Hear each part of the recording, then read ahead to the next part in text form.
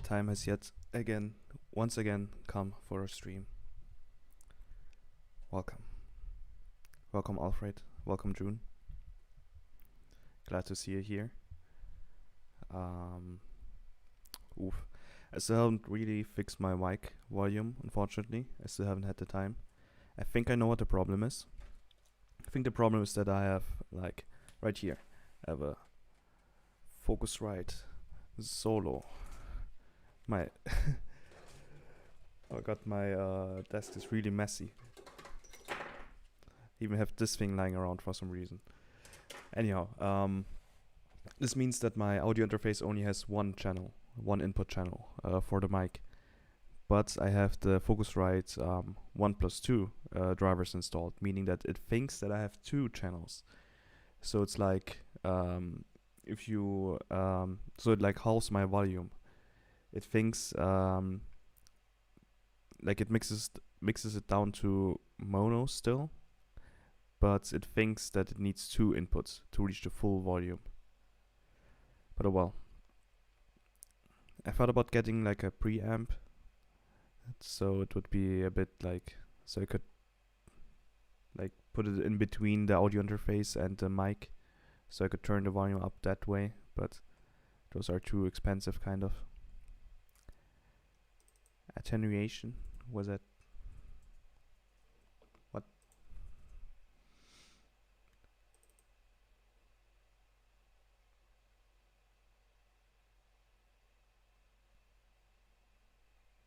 Dämpfung. It's also a genetic thing. I guess attenuation, maybe? I don't know. Well, no, I guess not really. It says that it's like at least in the audio sense, it's more of a yeah. Or I guess in this case there's like attenuation to crosstalk ratio in telecommunication. I don't know. Anyhow, yeah, we are going to talk about the Clavichord, and I've already seen June go like, I love Clavichord, so this is gonna be sick. So I guess this is exciting, but I've also never expected to hear anyone ever say that they love the Clavichord. Although there's actually one composer that was a huge fan of the Clavichord as well. So maybe June is like the spiritual successor to Philipp Emanuel Bach, the composer, who was a huge fan of the Clavichord as well. Who knows? There aren't really many people around nowadays that have clavichords or know what a clavichord is. It was mainly like a thing in the, well, earlier. My hair is getting like all weird today. I have no idea what's up with that. Just ignore my hair. Just pretend I don't have hair. Actually, okay, there we go. Way better. Actually, before we start, I haven't had the time to do a lot of music stuff, but this weekend, kind of thanks to what, Alfred knows what the clavichord is as well. Dang. Okay. People are way more educated than me. I had no idea what the clavichord was before, or I guess I had seen it. Well, it was like in Music History 1, but it was like 3 years ago or so. So I haven't had time to do a lot of music stuff, but this weekend, thanks to Alfred Pros, who, I think it was Alfred who posted that one track. Was it? No, it wasn't. It was Regret. Regret actually posted a track into my Discord that was pretty cool, and I thought like, bruh, I want to make music again. It's been too long. Oops. Let me actually show you my screen. I mean my game. I can actually show you screen capture. Yeah, my screen capture anymore because Windows updates screwed it up. So now I can only share Windows. Time to get copyright claimed. Oops. You can't actually hear it. Let me just change some settings. Okay, there we go.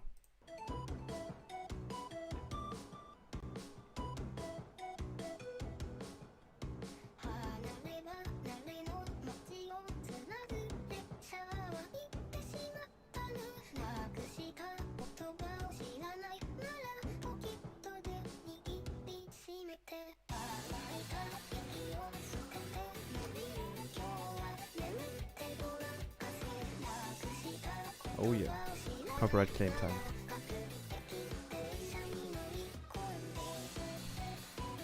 Taking all my YouTube money that I don't have anyways. Yeah, I really like the video as well. It's like really cool. So I kind of felt inspired and started working on a track like over the last couple of days. I'm thinking of adding some vocals to it eventually. Like, I'm not going to sing. Obviously, I can't sing. But like, there's like a growler / screamer on YouTube that I've wanted to collab with since forever, pretty much. No, not this one. This one's maybe too high profile to just randomly ask for a collab with. Let me actually get his newest video out. There, the real.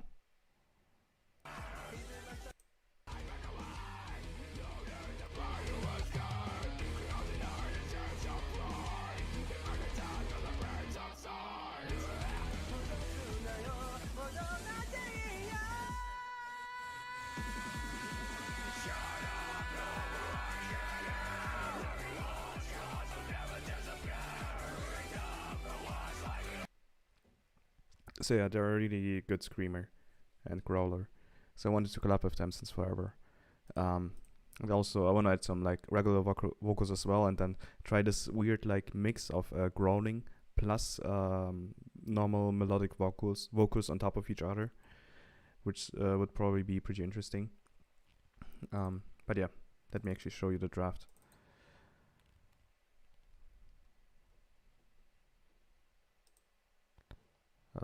It's got a load. 1, 2, 3, 4.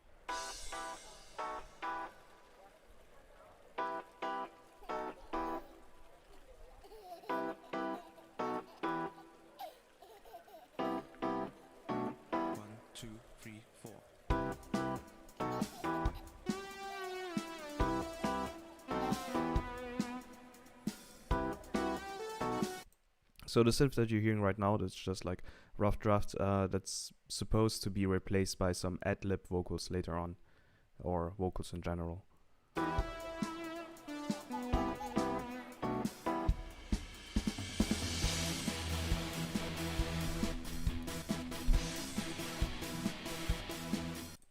And this synth is supposed to be replaced by the growling then later on.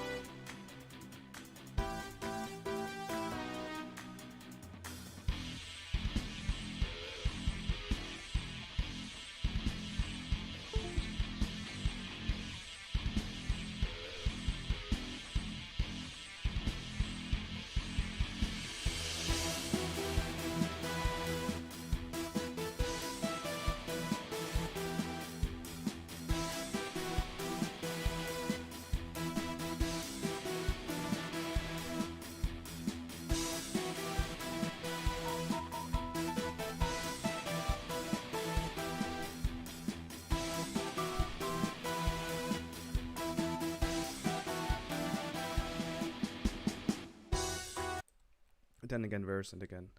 refrain. Just ends with the refrain.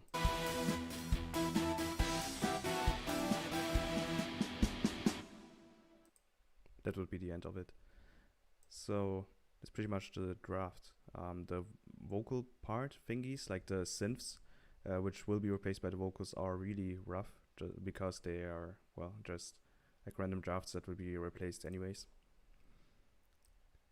So yeah, I still have to contact the growler, so hopefully they will be available. If not, probably be sad and just look somewhere else, maybe on like there's vocalizer, vocalizer, or sound better, or I guess casting call club maybe. Oh well, let's get to the actual presentation.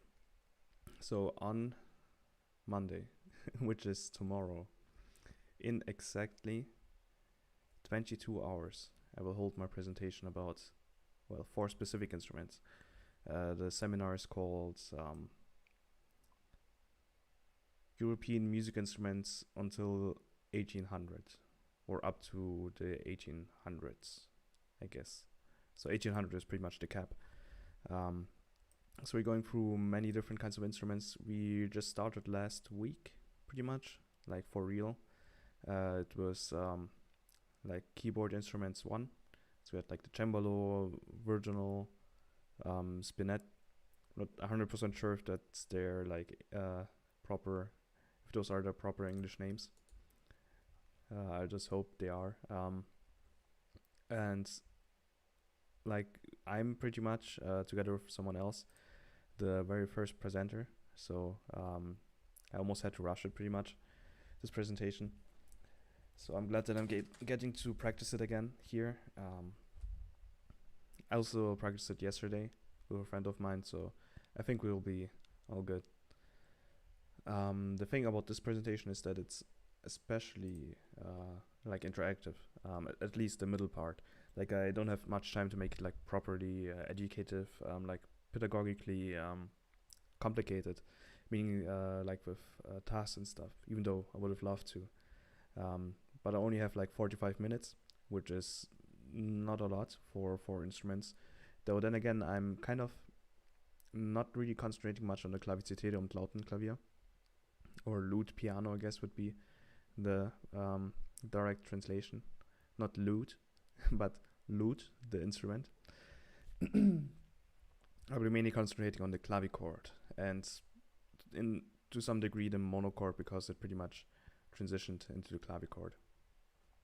So yeah, I think like this presentation takes about 30 minutes, but it depends on how much the other people like say, since there will like be some mini tasks where I'll be like compare these 2 pictures pretty much. That's like the main interactivity. And there's also this one thing where I have prepared a question and answer sheet, or pretty much just a question sheet, where there are like 2, 3, 4, 5, 6, 7, 8, 9 questions, and they're supposed to answer these questions during the presentation. It's not like a requirement, pretty much. I just made it for them. It's for them. Like I won't like actually check if they filled it out, and I won't grade it or anything, and the lecturer won't care about it either.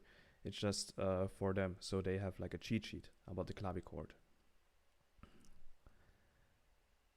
So yeah,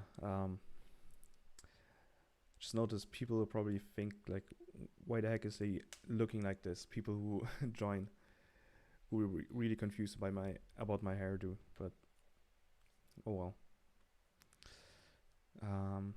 So yeah, the 4 instruments that I will be talking about are these 4, and I will be starting with the monochord.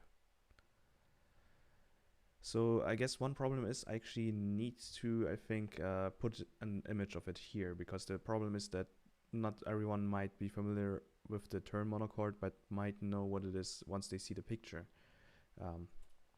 This would be like a picture of a monochord, or here a monochord with 2 strings. So I think this would be like pretty yeah, pretty useful. I should probably add this after this stream.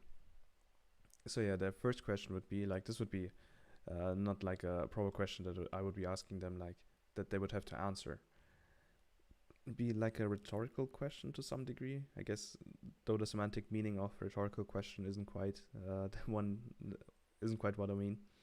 So I would just be asking, when do you think the monochord was created? Just think it like try to imagine a number, or like try to think which of these sounds more likely: 600 before Christ, 600 before Christ, 300 before Christ, 200 after, or 1,000 years after Christ.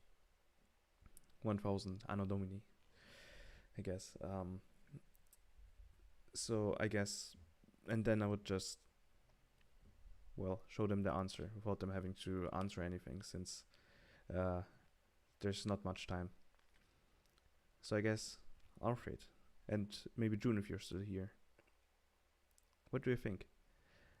Oh, you can't actually see the year. Here you go, the leftmost year. So yeah, like I said, I won't be asking the I won't actually be expecting an answer during my presentation, but I guess in this case I might as well, since we're not bound to time.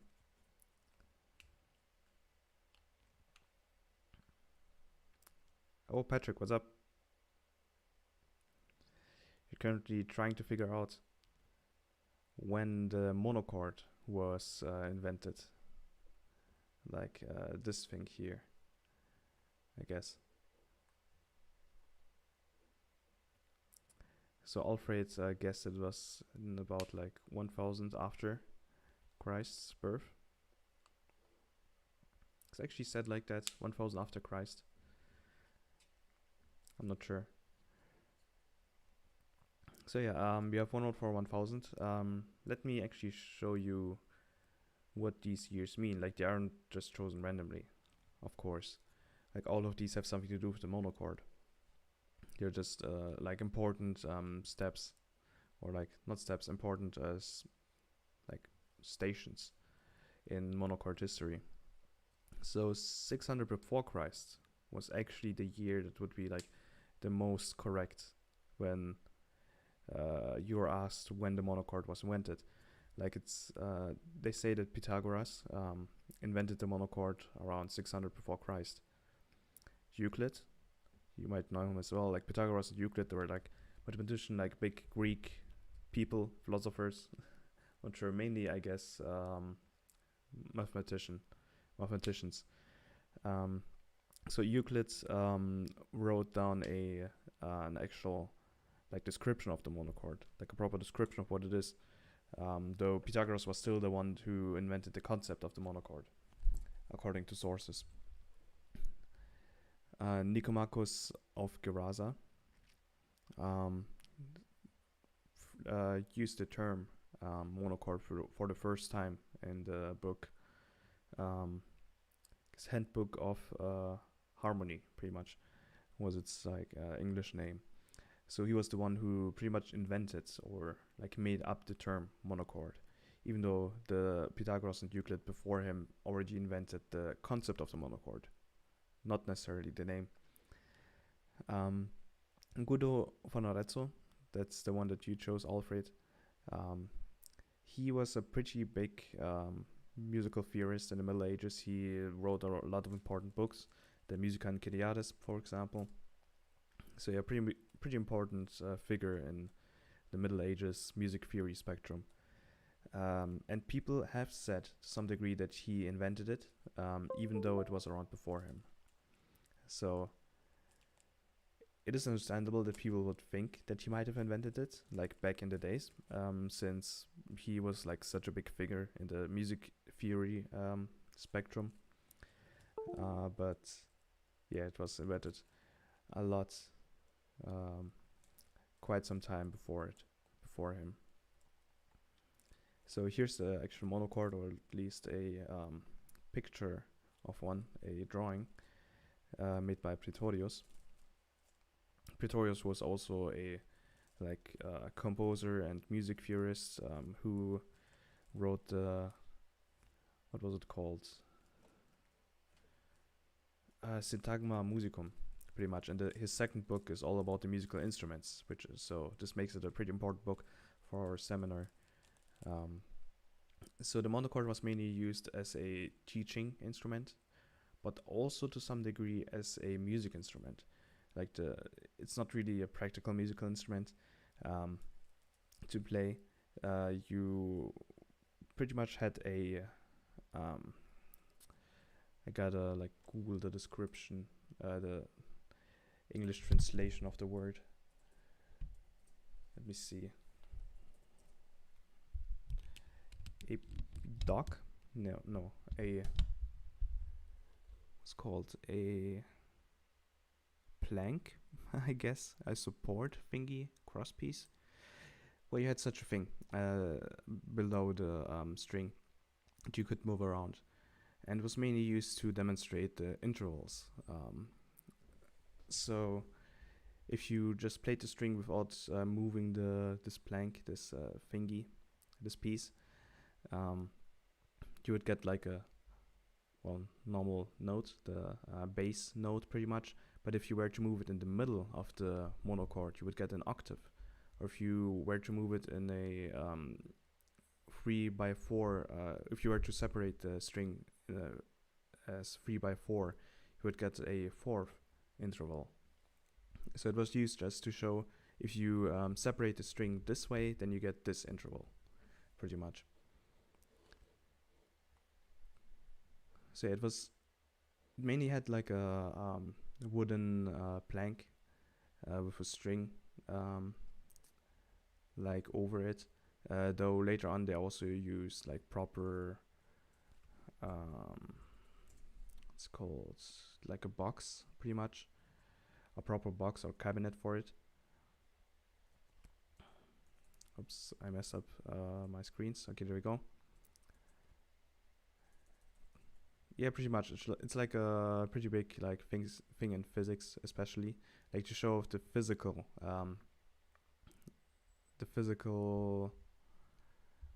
thingies, the physical. Good thing I have a dictionary open. The physical properties of like strings, like where you have to separate it to get a specific like interval to change the sound in a way. So yeah, I guess let me show you the video where you can see the the separator actually being put below the string. One thing to note, this monochord has two strings. Usually you would think monochord, mono, one. Shouldn't it only have one string? So the majority did have one string, but later on they also got multiples. Very likely to showcase what two different intervals being played together sound like. But those strings were all in unisono, as opposed to, for example, guitar strings, which are tuned in a specific way to differentiate them. So the guitar strings are tuned in a different way. On the monochord, you have all the strings tuned in unisono, usually. At least the original one.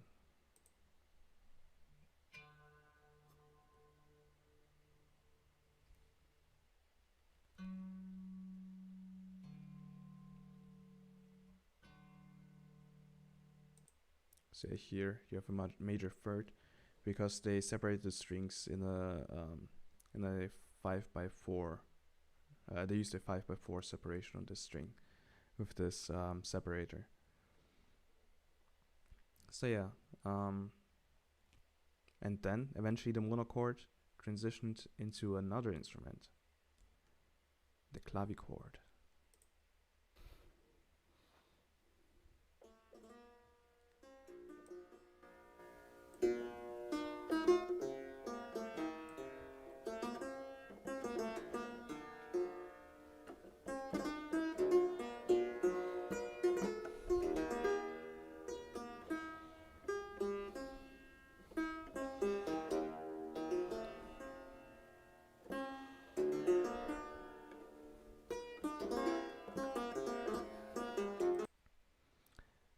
So yeah, this was a showcase by the Orchestra of Enlightenment, who made quite a few videos this last couple, like this year and last year, about their instruments. Like it's an orchestra that uses archaic instruments. Like in this case, we have the Clavichord that one of the performer owns.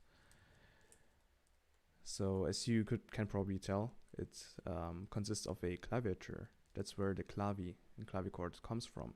Clavis means the is the key on a claviature, like this claviature being this thing here with the keys, keyboard, I guess. And chorda would mean the actual string. So it's a combination between a claviature, a keyboard, that is with strings. And it developed directly from the monochord, meaning it also had all the strings tuned in unison at first. But it had a keyboard to make playing easier. It was still really quiet, so it was mostly used like as a instrument to like a practice instrument, just to practice general keyboard playing. And if you actually wanted to perform your keyboard playing, you would use a cembalo, for example, because a cembalo was way louder than this clavichord. Here we have two different schemata, if that's the right word. Two different drawings of a clavichord. This one made by Arnaud Zwolle in the middle of the 1500s. This one as well around the time found in Urbino, an Italian town. The first mention of a clavichord was in 1408 in Germany in the book Minne Regel, which I guess Minne, I'm not sure how to translate Minne. It was like a singer pretty much in the Middle Ages. So it was like the rules of the Middle Age singer, kind of a specific type of Middle Age singer. So yeah, so I would like you to compare these two clavichords. What are the differences? Like they're not exactly the same. They have a few like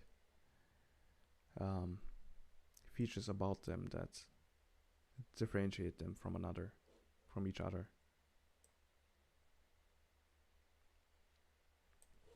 Let me drink something while I'm waiting for replies.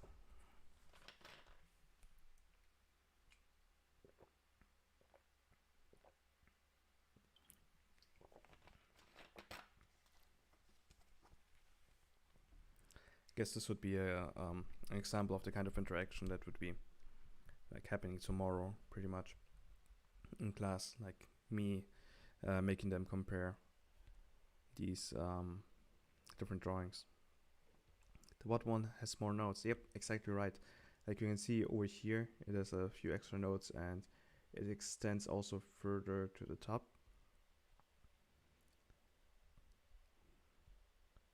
Anything else you're noticing?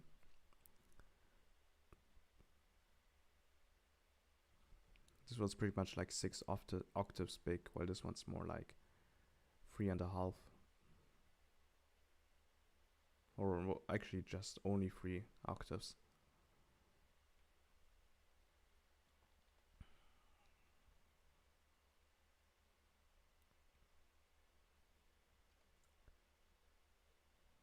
More organized gaps on the strings.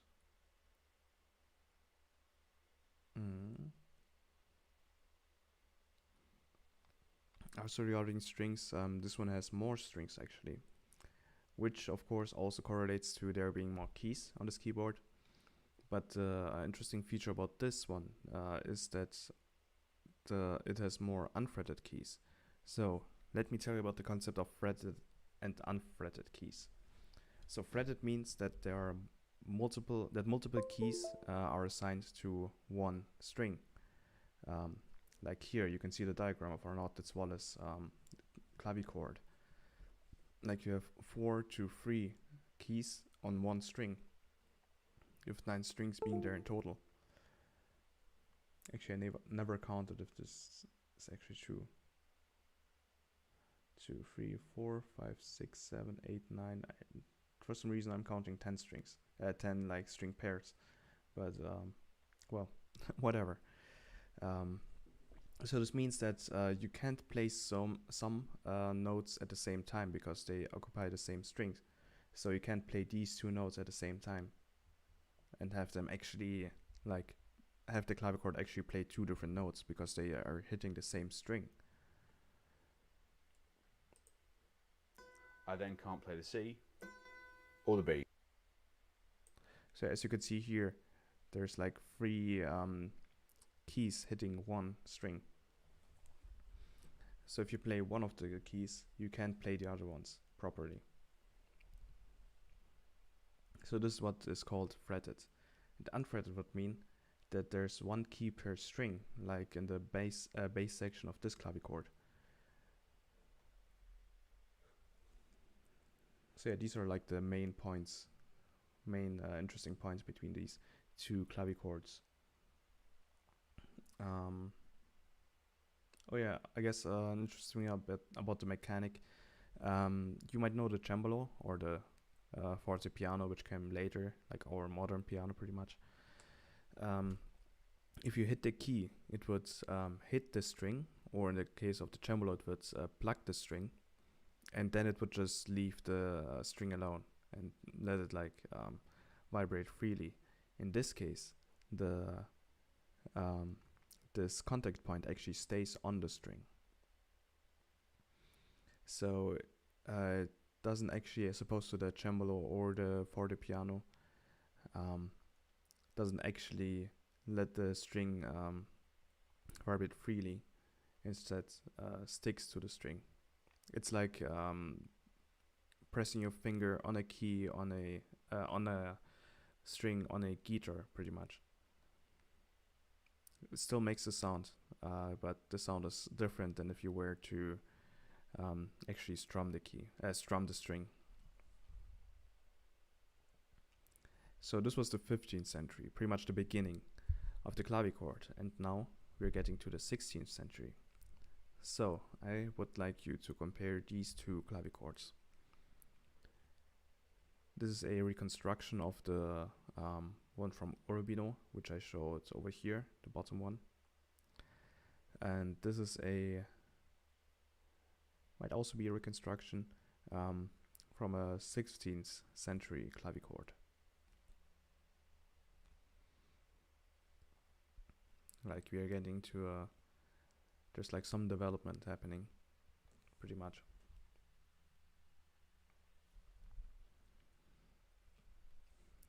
I'm actually curious if there will be a lot of people who actually raise their hand in the actual presentation. If everyone will be like, I have no idea, or if they won't want to talk, which would make things awkward.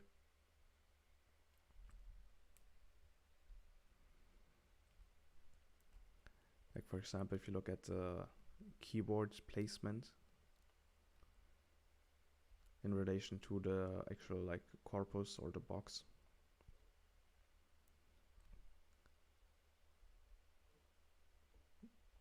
Or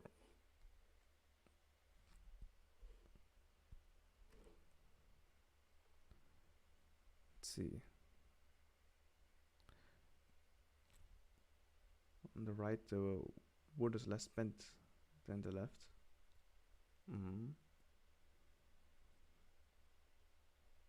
I might as well mention the form of the box. Most of the time they were in rectangular box, or they had rectangular boxes, but it could also have like this form or an oval form, pretty much. So like that was a thing even before the 16th century, in the 15th century. But yeah, most of the time they were more like rectangular. So one thing that you might notice is that the keyboard is further to the left on this one, and there's more space on the right. So the thing is that they noticed that like previously they had a soundboard below the keys here, below the mechanic, pretty much, and there's still one here. Like you can see the gaps. So the soundboard, for those who don't know, is the part of the instrument that actually carries and amplifies the sound.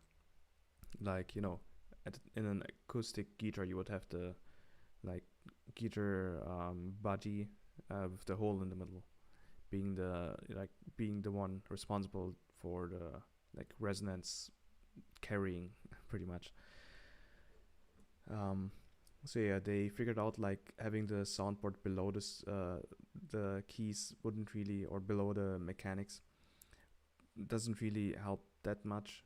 So they were like, okay, we're going to shift the keyboard to the left or to the right, could be either, and would then extend it to add an extra soundboard on the right in this example, which was more helpful. So in some cases they still had both the soundboard on one side and the soundboard below the keys.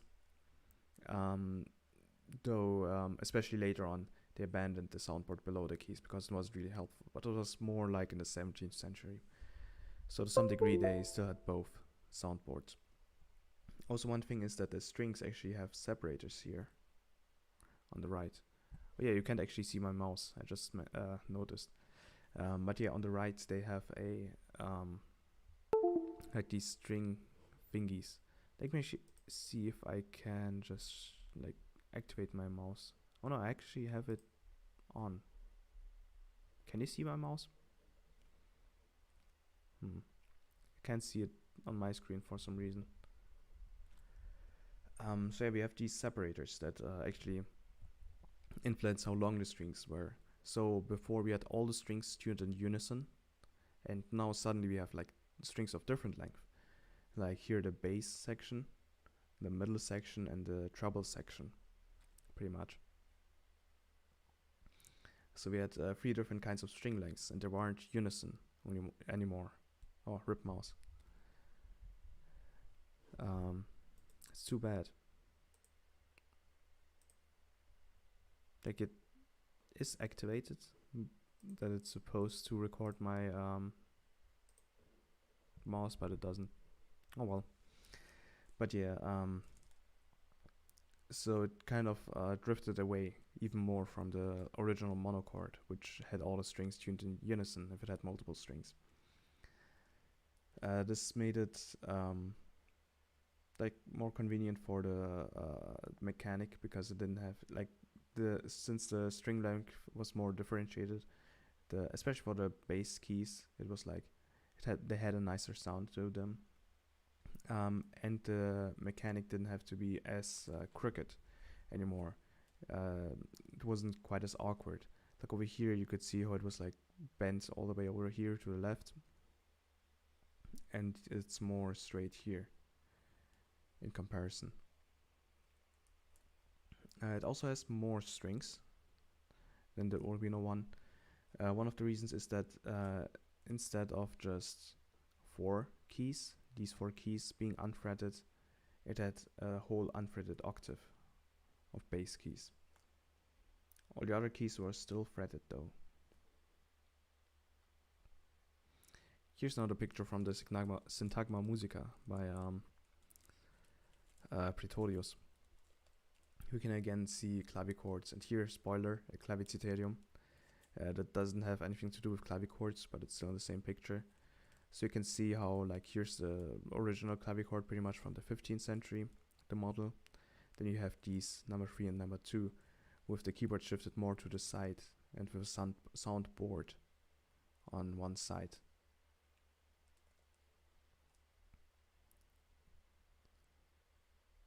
And many of them actually, like this one or this one as well, have started to get 4 octaves. Like this one also kind of has 4 octaves pretty much, even though it's missing 2 keys here. Those keys weren't really important anyways, so it's not a problem that they're missing. But yeah, there were more clavichords with 4 octaves. Before there were like mainly ones with 3 octaves. Okay, 17th century. Compare these 2 clavichords. Sorry about my computer sounds. What do you see? What is different?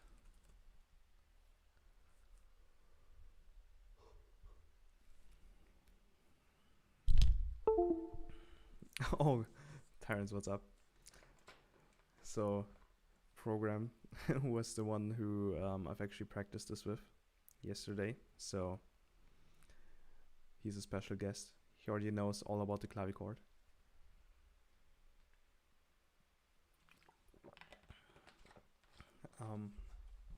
Apropos clavichord, we're thinking of differences between these. Let me actually show you my webcam. Maybe I have a book here. You can see. Oh, okay. Now I can see it. The Clavichord. It's like a really good book about the clavichord. It was like my main source pretty much for this presentation. The bulge on the bottom for the right. Oh, this one. It's for the pretty much to cover the keyboard. So this one has an actual like cover. Like you can see this this like cover piece that you can just like lower on to the mechanic and onto the keys, so it wouldn't get dirty, so you can transport it better. On the original clavichord, like that didn't have a cover, you would just cover it up with some piece of cloth, usually.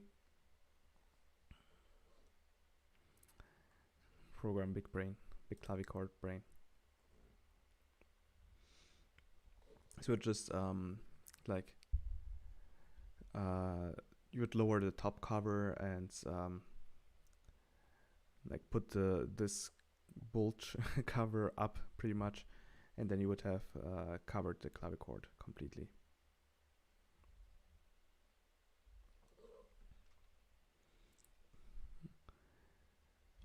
So one thing that my program noticed yesterday, which was pretty interesting, was a pretty interesting feature.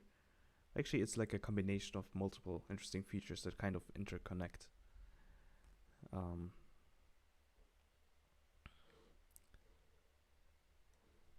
Looks more pleasing. That's true. But why? Why does it look more pleasing? What's the reason? That's the big question. I think it has something to do with the keyboard. Possibly. So as you might notice, the keyboard is actually within the box on the right, where it is protruding out of the box on the left. It's like sticking out. On the right, it's like more compact. And another feature is that like you can't really see it here, but it technically has more strings.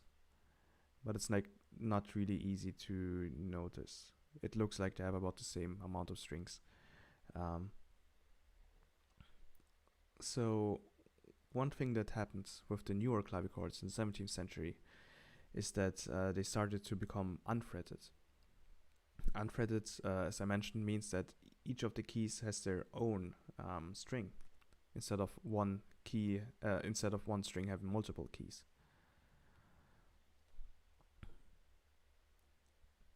So you needed more strings for that, since you had like keys occupying each individually occupying a single string. So you need more strings, which also meant that the pressure on the box would actually increase, since it would like pull the each side together. So what they did was switch from this form, where the keys were parallel to the strings, or the other way around, the strings were parallel to the keys. They switched to this model where the strings were shifted. So the one main reason was that it would alleviate some of the pressure from the box. It was also easier to differentiate the length. So it was easier to make sure that the bottom string was longer than the one above it, and so on. The Since there were more strings, this would have also meant that there would have been a longer way from the lowest key to the actual string. So pressing the key would have been harder than pressing a key further up. Since the way of the mechanic was longer, the way of the what's it called? The way of the lever pretty much was longer. I messed up my screens. Okay, there we go. So what they did was also shift the keyboard in, so they could actually, so that the way wouldn't be as long for the lever. Like it would have been way longer if the keyboard was still protruding out of the out of the box. So yeah, these were like the main differences. Especially the change from fretted to unfretted was pretty interesting. Oh yeah, before I get to the 18th century, there was actually someone who looked into the like whether it was actually useful to have an unfretted clavichord, like my bro program mentioned yesterday that like wasn't there an alternative, like were all of them like just fretted? What about unfretted clavichords or unfretted instruments in general? Well, I guess in the case of unfretted instruments, you had like cembalos and stuff as an alternative. But the interesting thing is that it wasn't actually that necessary to have an unfretted clavichord, because most of the pieces at the time, up until the 18th century, could be played on a fretted clavichord, because you didn't have many keys next to each other that you would have to play at the same time. So it wasn't really necessary to play a G and an A flat together, for example, at the same time. There were a few pieces, for example, from Das Wohltemprierte Klavier by Johann Sebastian Bach. There are like 2 pieces, I believe, that couldn't really be played on a fretted clavichord, but other than that, most of them could. So you didn't really necessarily need unfretted clavichords.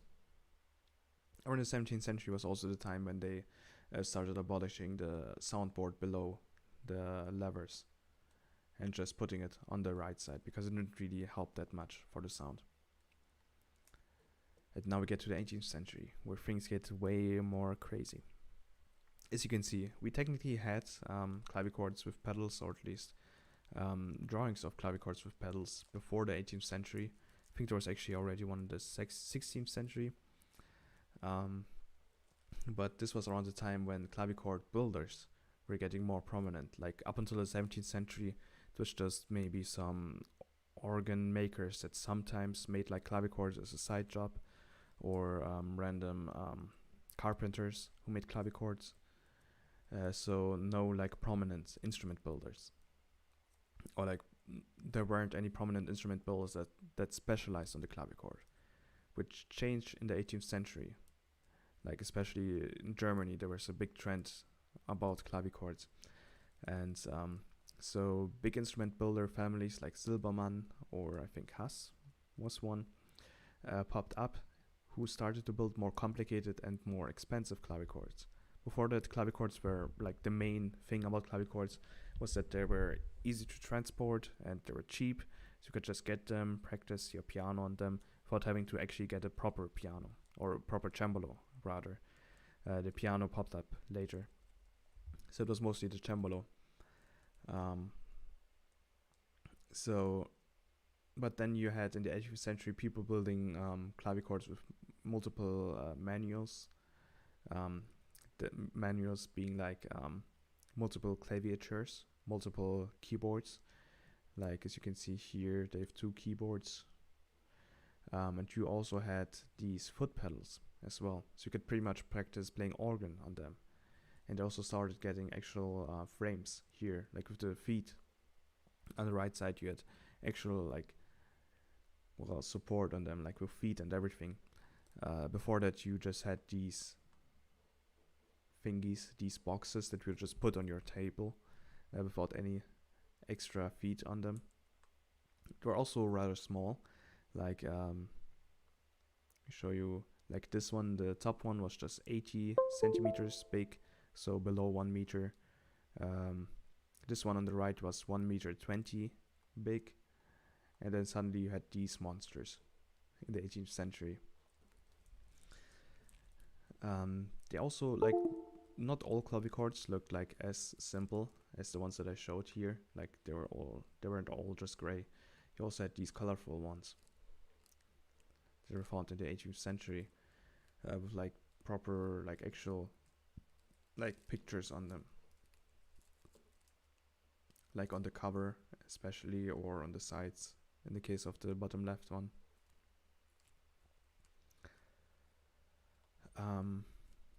And there was especially one German musician that I mentioned who, like I jokingly said, June is maybe a spiritual successor of, since they like the clavichord. Philipp Emanuel Bach. They were the son, one of the sons of Johann Sebastian Bach, and they were a huge fan of the clavichord. Like they had a clavichord, they had one by Silbermann that they used for 50 years. Silbermann, like I mentioned, was one of the prominent German clavichord builders, and they actually wrote a piece to honor the clavichord when they had to sell it, like a pretty sad piece. I won't be showing it in the actual presentation since I won't have the time, but since we aren't bound by time, I might as well show you.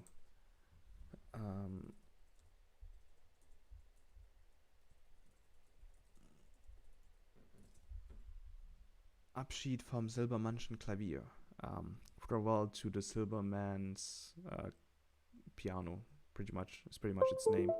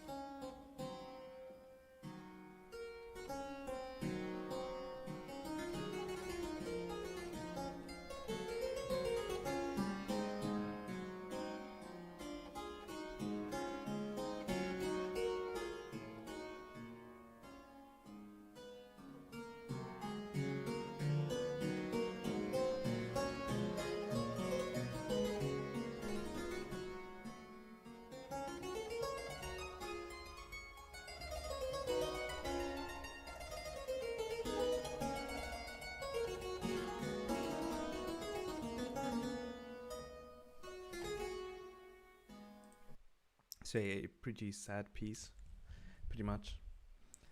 So Alfred pointed out the black and white keys thing. This was the pretty much the layout from the beginning. So they were always black at the beginning, and the other keys would be white, the accidentals. They only switched it later for the piano. So this is the original color scheme for keyboards. But I'm actually not sure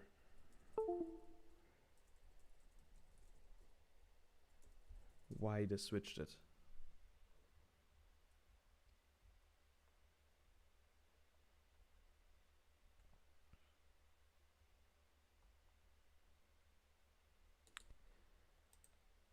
Let me see.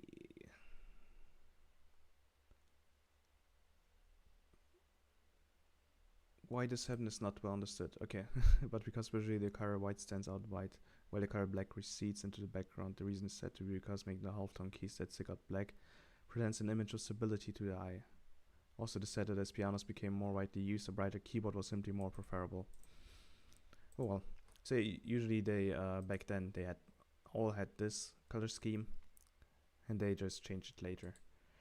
I think one theory that someone mentioned, I think in music history class, was that people had more dirty hands, so it wouldn't look so weird if they played like they wouldn't get the keys, or the keys wouldn't look quite as dirty if they played them with their dirty hands. But that's I guess probably not a really scientific theory. Okay, let's go back to the presentation. Philipp Emanuel Bach, the ultimate clavichord fan, who by the way wasn't the only one who had a clavichord, like the only prominent composer during the 18th century. There was also Handel and Mozart. They all had clavichords because it was such a good practice instrument. And yeah, Philipp Emanuel Bach especially liked, because it sounded more intimate, since it was so quiet. So it was just like music for yourself, pretty much, which is why he liked writing pieces for it. He also invented a technique called the Bebung, which is pretty much a kind of vibrato. Nice. And we also have this amazing effect called the Bebung, whereby if I vary the pressure of my finger when it's playing the note, I can alter the pitch of the string a little bit and give myself a vibrato, a bit like a string player, a modern string player. So if I play a straight note, it sounds like this. If I play it with Bebung, it sounds like this. And this is a very... So you could hear that the instrument's very quiet. I hope you could kind of hear him play the Bebung, but it's pretty much just sounds like a slight vibrato.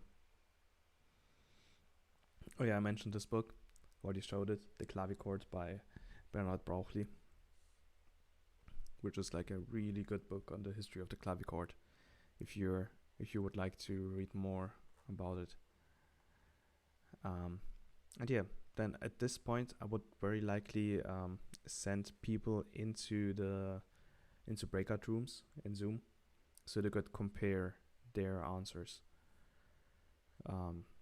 on the like question sheet, so they could like fill in the things that they've missed on their clavichord cheat sheet. And then you'd get to the claviciterium. I mean, the claviciterium is pretty much like an upright cembalo, as you can kind of see.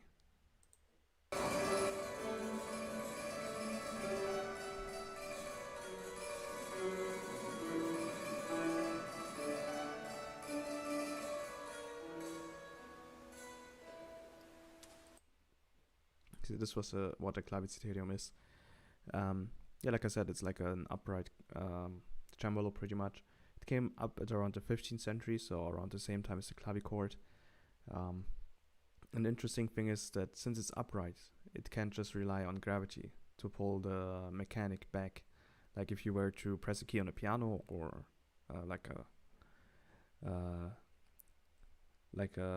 you know, those not upright pianos, or on the cembalo, the lever would just jump back down.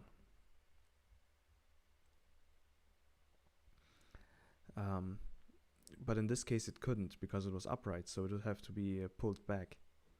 So the mechanic was more complicated, but in exchange it was more convenient to place, so it didn't occupy quite as much space.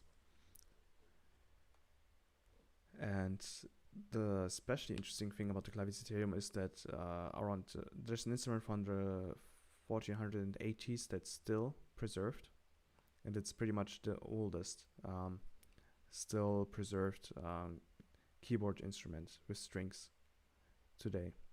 So you can see it on the left and the restoration on the right. And then we have the Lautenklavier, or lute harpsichord, I guess is what it's called here. It's mainly built in Germany, or like in the first half of the 18th century. The problem is that we don't really have any like surviving specimens of it, like any surviving lute harpsichords. And as you can probably see, it looks like a lute, and it also sounds like a lute.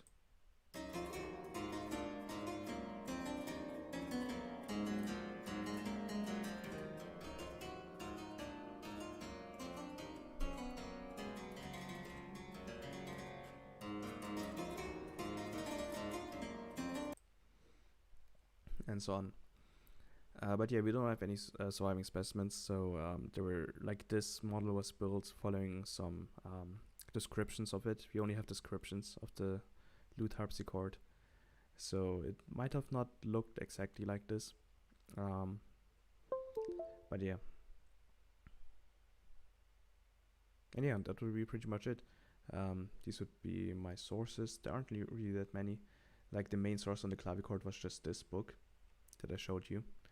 It also had some info on the monochord.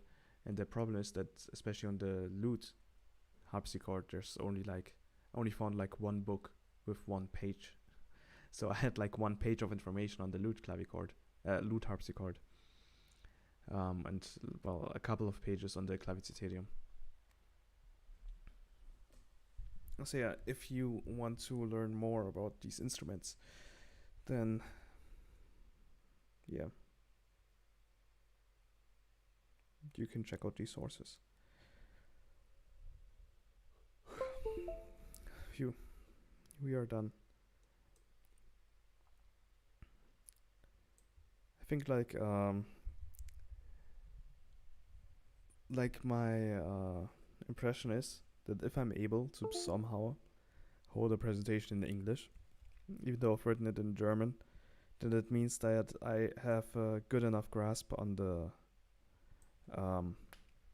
topic to, well, be that spontaneous. Usually I write like an actual script if I have to present in English or even German, because it's like way easier to be able to have a script in front of me and kind of like half read from it, to make sure that I don't mess up, so I don't forget anything important, which is what always happened back in school. Like I would forget important information, and then when it was too late, I was like, oh wait, I forgot to say this thing. So yeah. Now you know everything about the clavichord, maybe. Well, not everything. But if you want to know everything, check out this book, The Clavichord, by Bernard Brauchli. Oh boy.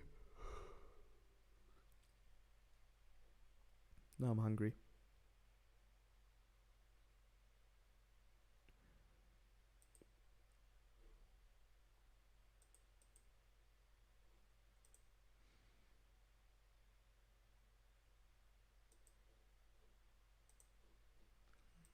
Okay. Oof, only 1 hour. This was faster than I expected. Usually my streams are like 2 hours long. So, what now? And last time we went like on different tangents about music history. And during the stream on Russian church notation. So we were like pretty much all over the place. In this case, it's like we are done, and that's it. Yeah, for like I slept for a long time for some reason. Like I got out of bed at like 11, and then 1 hour later I started the stream.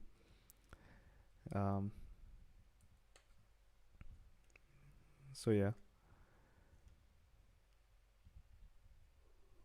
And I gotta wake up again tomorrow at 8 a.m. Oof. Yeah, it's definitely more narrow. Like last time we had all of music history pretty much.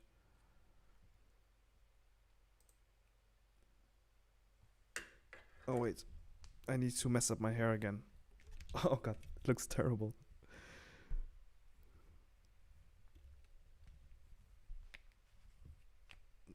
Okay, there we go. I have a huge forehead.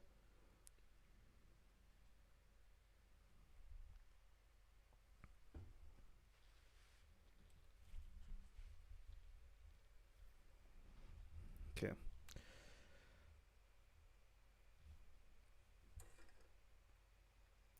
Yeah, we need the bald Tim.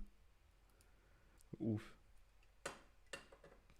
Actually saw there's like an actual like vinyl, like here, in clavichord music. Let me show you. What the heck? maybe the clavichord is still like a huge trend. Who knows? Phew. I kind of really want to do a game stream again someday. Like I wanted to play what's it called? You know that game that I've always wanted to play on stream specifically.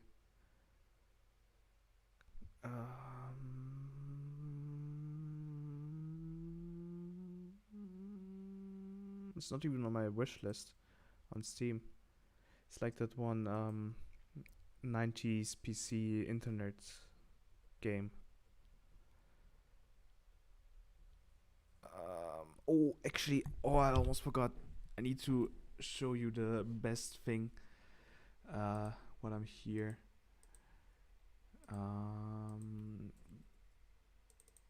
Okay, let me start this. Oh, video playing tone music. Yeah, I saw it too. It's actually pretty interesting. Let me see. Like I saw that one as well when I looked for the clavichord. It's actually, which was I think this one. No, it wasn't this one. Was it this one? No, this was a harpsichord. Where was it? Like there was some dude playing Toho music on a clavichord. Why is this thumbnail so awkward? I can't find it anymore. Oh, got live coding. Oh no, it was actually the Celesta, I think. I think I found this one.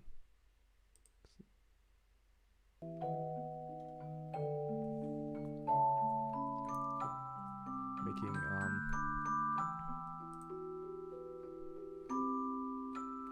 oh no, I can't actually. Right, I can't stream and do this thing at the same time. Actually, I might be able to just share the screen. Give me a second. I need to figure some things out.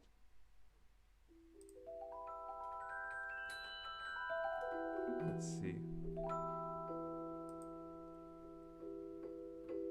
Okay, it's crashing.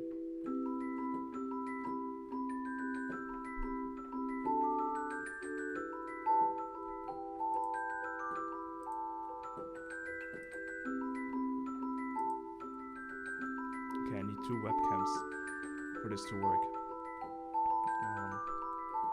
Unfortunately. So I actually got VTube Studio, but I can't use it at the same time.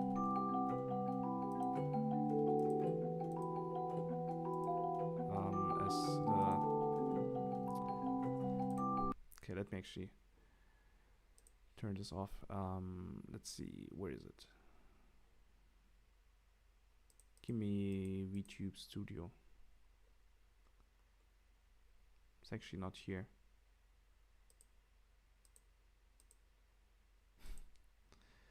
No VTube Studio.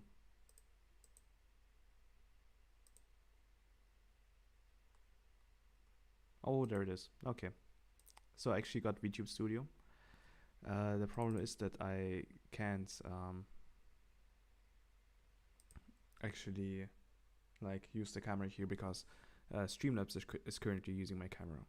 So it doesn't actually see my camera here, my webcam, which is the problem. So I can't stream and use the VTube Studio stuff at the same time. But I got this model, which is pretty cool. I even like put some buttons here.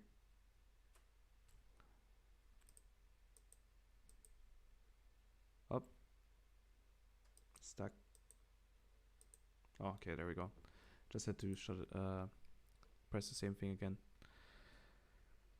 So yeah, this is kind of unfortunate. Even if I like I tried different stuff in OBS. Like currently I'm using Streamlabs OBS, so maybe it's different. But I've tried pretty much everything to see if one can stream using this. But it's well, it won't let me. So no VTuber stream anytime soon, I guess.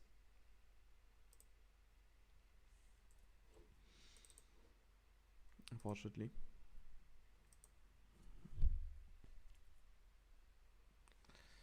Boop. Let me actually check out what the game was called. Internet.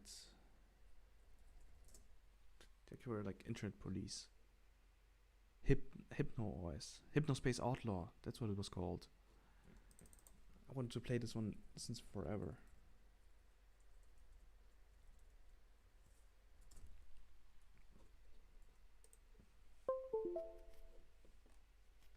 Yeah, there it is.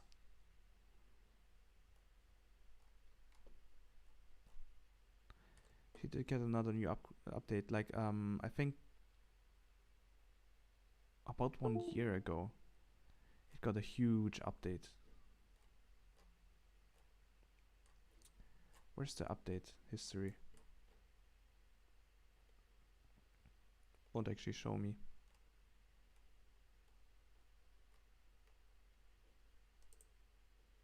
Over here. Maybe I have to actually open it in Steam. Let me see.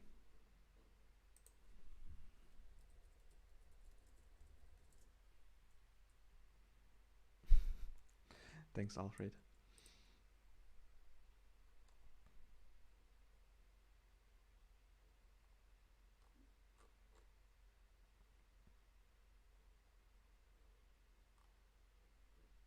Might as well put it on my wish list. Maybe I'll buy it. Actually, get the chance to buy it one day. This one's pretty cool. Like, has the retro aesthetic, and I'm all about the retro aesthetic. Like, I love 90s media-based games, pretty much. Meaning PlayStation 1, though that one also like extended into the 2000s, technically. So PlayStation 1, VHS, all of that stuff. Really love that. Oh, there's actually a community hub. I think this one might be it. Maybe.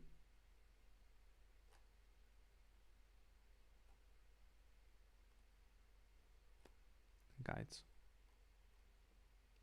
Lots of guides. Hatsune Miku. I will Miku you. Oh yeah, I think there are mods for this game as well.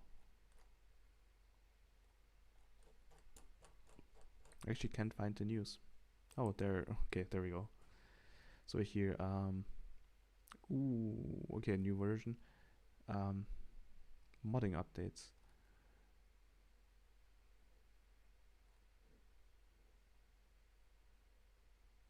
Was it this one? There was like a huge update 1 or 2 years ago. Was it this one?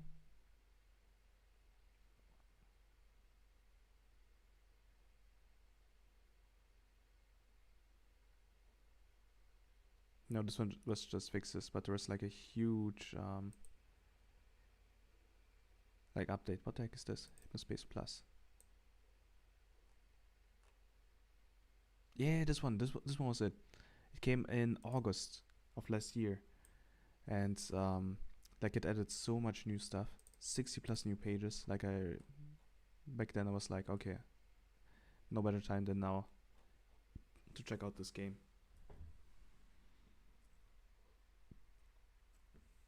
You know what? I'm buying it. I'm buying Hypnospace Outlaw.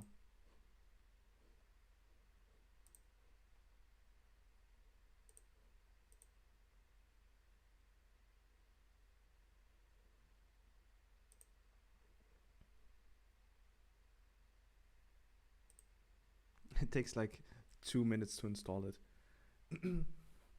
Okay. I mean, I pretty much had to. Hypnospace is a really cool game. Like from the like how it looks.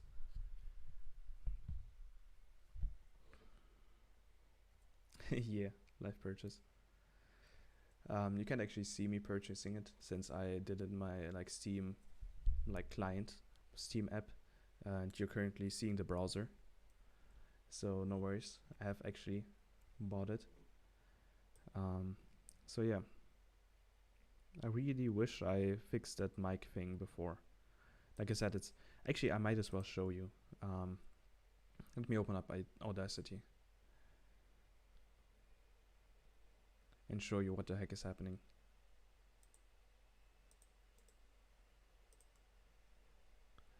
Why my mic is being so quiet. Let's see.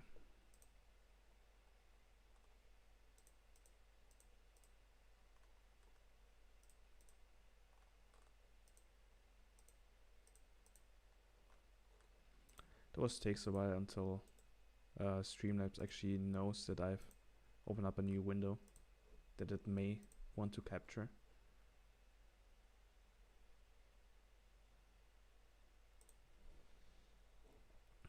Might as well do the thing. So I'm going to mute myself real quick and just like blow into the mic to make a real loud sound to show you where it actually caps.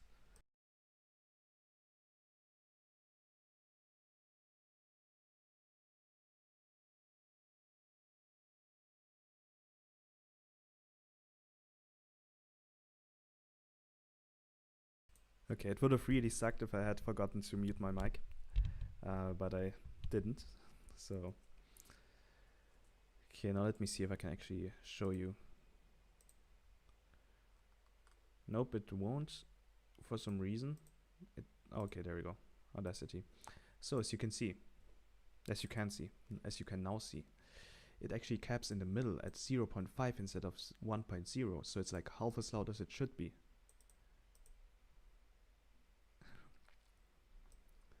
You can feel the wind. So yeah, it should be way louder. It should be like double as loud as this.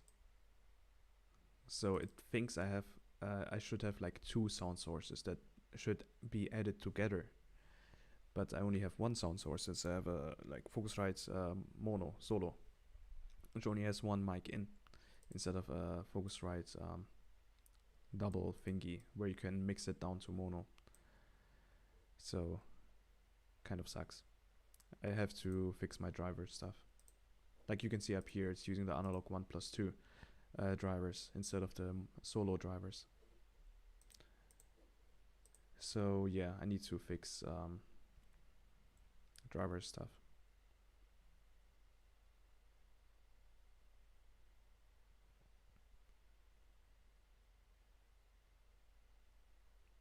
Okay, my Hypnospace Outlaw is being weird. Okay, we're done. Yeah. Time to open the game.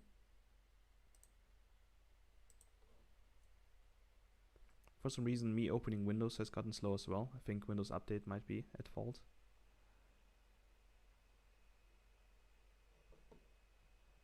The real presentation, not quite. So the thing is,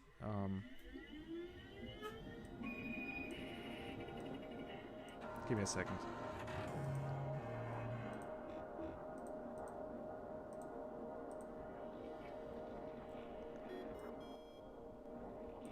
Okay, so how's the volume, by the way?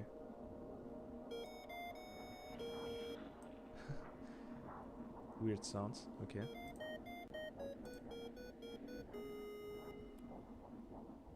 Ooh, BIOS settings.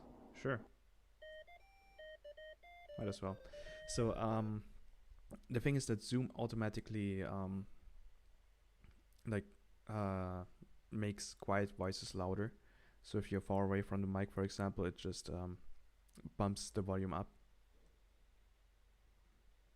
So yeah, Zoom kind of saves me there, fortunately. So I'm not quite as quiet, but I will still, I think, try to fix my drivers today, hopefully. Custom hippie voice. This is a test of the Hypnos voice synthesis board, Hippie. Let's try one. This is a test of the Hypnos voice synthesis bot, Hippie. This is a test of the Hypnos voice synthesis bot, Hippie. Okay, what was 0? Oh, I can actually go for 0. Oh, okay, I can. This is a test of the Hypnos voice synthesis board, Hippie. Why German? So yeah, let's go with English. Portable mode, nope. Aggressive audio memory management, okay. Non-integral full screen scaling. Experimental may look very bad. Very experimental. Turn to Hypnos, view boot logos, reset BIOS, download credits. Okay.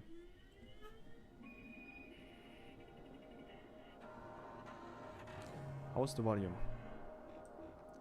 Should I turn it out some more? I have it like at minus 29. This is actually a good screen to test this with, since it just plays music continuously.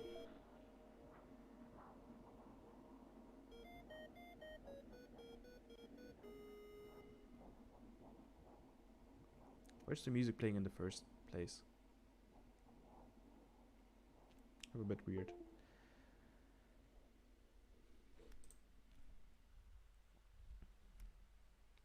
Okay. Oh, I actually missed how much kilobytes it had.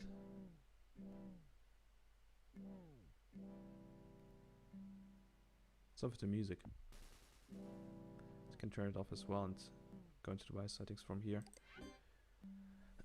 My name. Tim. Pronunciation. Tim. Tim.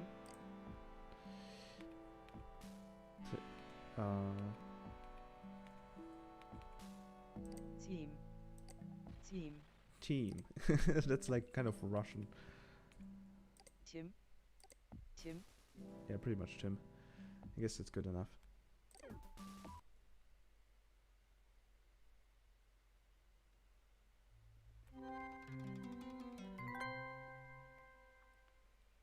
Oh, 1999. Do you see that? It's 1999.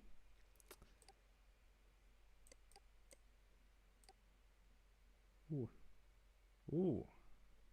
Ooh. How do I turn it around again? There we go. Okay, let's put it like in the corner or something.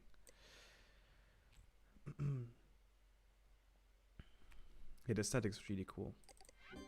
The future is you.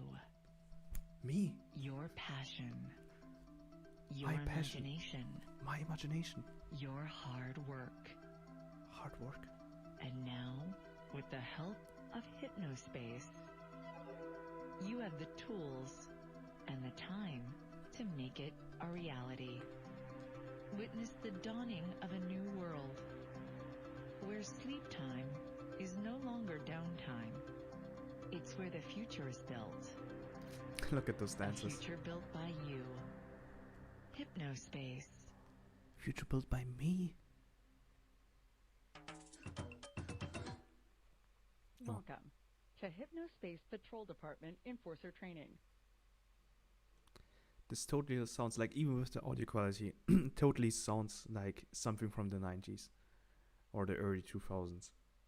This is like perfect. Love the aesthetic. By the way, I should probably check the settings real quick. Music volume, sound effects theme. That's wood and large. Okay. Caption all hip to speech, yes. Key sound effect, well, yeah, might as well robot language only, nope. Voice speed medium, probably good. That was loud sound. I mean, to be honest, I really enjoy old. Like, there's a really interesting trend, like you've probably heard of it, like a really interesting trend of VHS horror games, which is like perfect for me because I love horror and VHS aesthetic. And PS1. Yeah, VHS and PS1 horror. It's really interesting how that just like popped up for some reason. I would like love to look into it.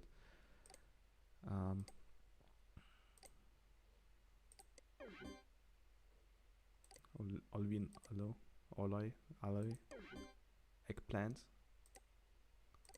wooden large.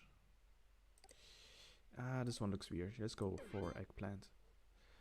Screensaver. Nice. So I actually owned a Windows 95 PC. No, Windows 90.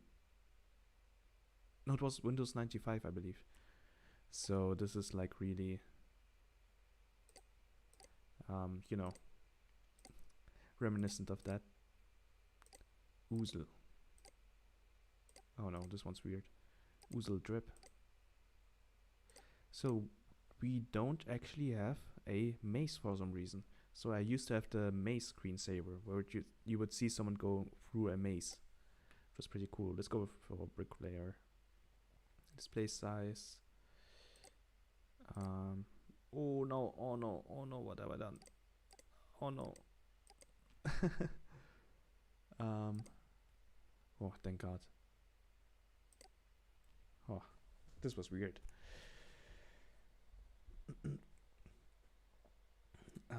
Was it Windows 97? Let me actually look it up. I think it was maybe Windows 95. Oh no, Windows 98. Windows 97 didn't even exist. I had Windows 98. There we go. Okay, this is all good. Wallpaper. Oh. I mean the default one is okay. This one's a bit bad on the eyes. This one's even worse on the eyes. Yeah, this one's okay. Looks kind of almost horrorish.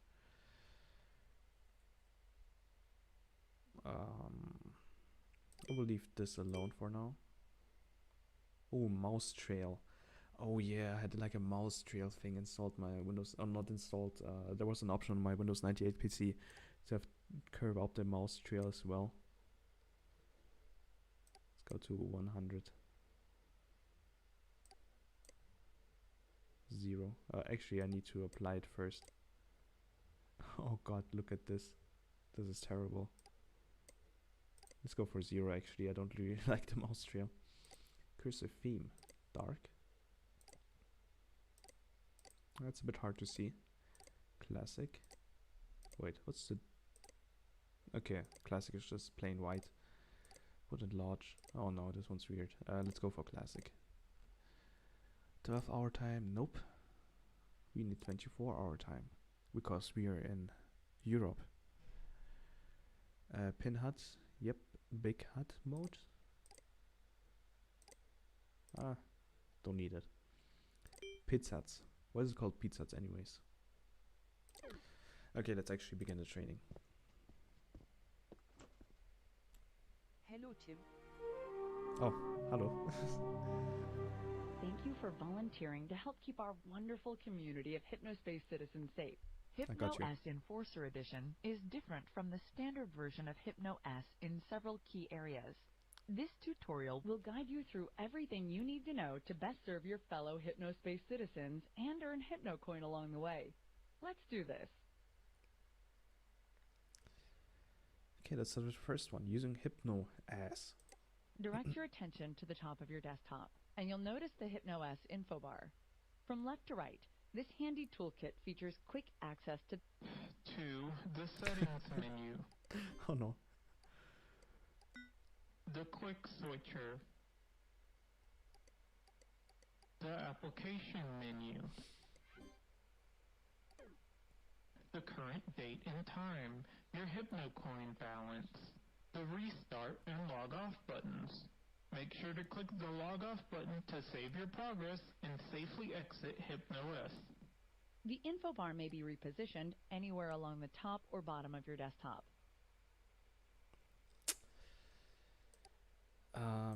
Yeah. This is actually also kind of accurate that you suddenly have like different, you know, when the voice acting just switches. So I'm actually not sure if I have encountered that. The thing is that I didn't have internet anyways. Until like 2010 probably. So or later maybe for a really long time anyways. So I couldn't, you know, download any software and I only had like a Windows 98. It really does sound like the FNAF caller. So I only had Windows 98, so most games wouldn't really run on it anyways, which is kind of unfortunate. Video to pause and resume. Direct your attention to the top. Hippie, also known as the Hypnospace Intelligent thing. Intermediary, is your digital helper. He'll notify you when you receive important messages and even alert you to new HypnoS system updates. Hippie is always happy to help. Here's a useful tip. Right-click any text in Hypnospace, and Hippie will read it out loud. whether you're new to Hypnospace or a veteran citizen, you've come to the right place. Our experienced guides will take you on a virtual tour through some. So you could actually hear someone talk in the background while the dude was recording. Hippie is your digital helper. He will notify you when you receive important messages and Why is it even again alert German? you to new For some reason, I switched to German again. Don't think I have like the settings here to change it back. Ooh. Nice.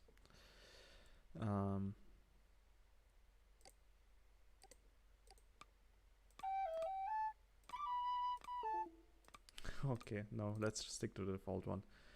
So it's kind of weird that you can't, that it like switched back for some reason. Maybe I didn't save it properly.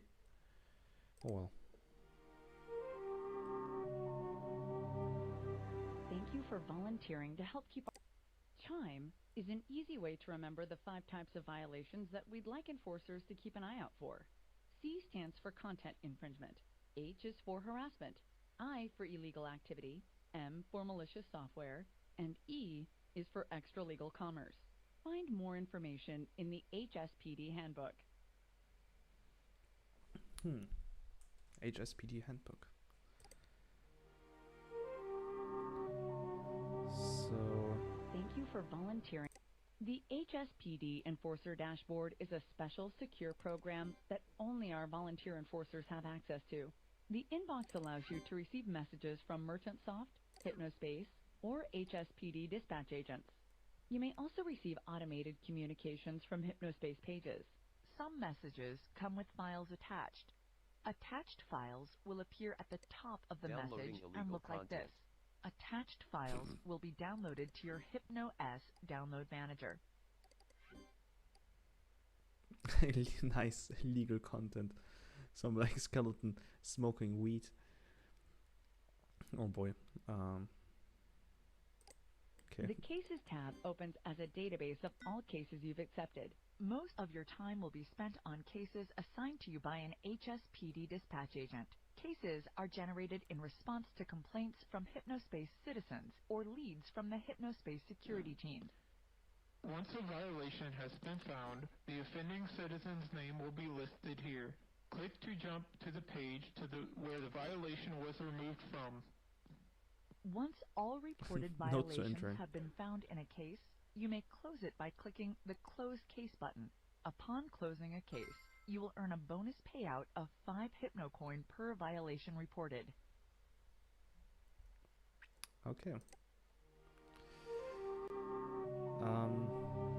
Actually, Thank like you for volunteering to help keep our Launcher. wonderful community of Hypnospace citizens Launcher's safe. hungry, drag some HypnoS icons into it. Enforcer Edition is different from the Okay. standard version of HypnoS in several key areas. This Second pen is tutorial empty. will guide you through everything you need to know to best serve your fellow Hypnospace citizens and earn HypnoCoin along the way. Let's do this. Okay, so I have the download manager here, which is the thing at the bottom. Settings and tutorial. So where are the, you know, these things? Do you have them somewhere? Huh, weird. The Cases tab opens as a database of all cases you've accepted. Most of your time will be spent on cases assigned to you by an HSPD dispatch agent. Cases are generated in response to Wait. complaints from I've already read that, heard that. The version of Hypnospace Oh, there it is. Explorer you'll be using has been modified with an expanded search feature, enabling you to find unlisted Actually, I'm also wondering, what is the HypnoCoin used for? I guess I can buy stuff, maybe? pages by searching for the tags that they contain. Illegal. Scam watch.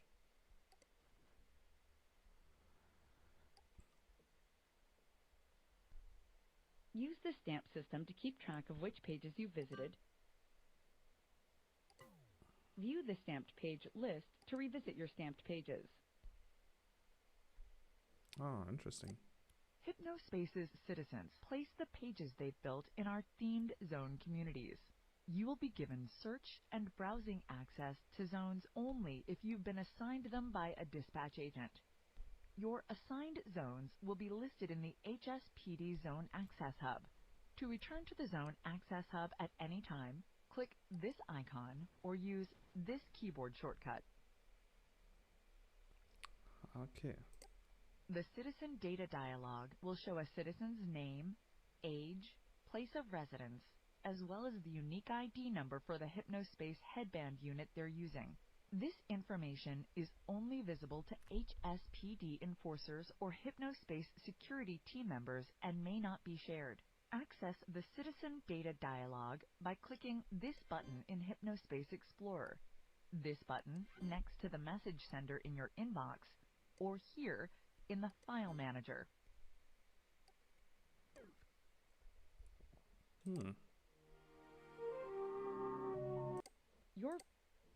So actually, I need a quick break as well. I will be back in a second.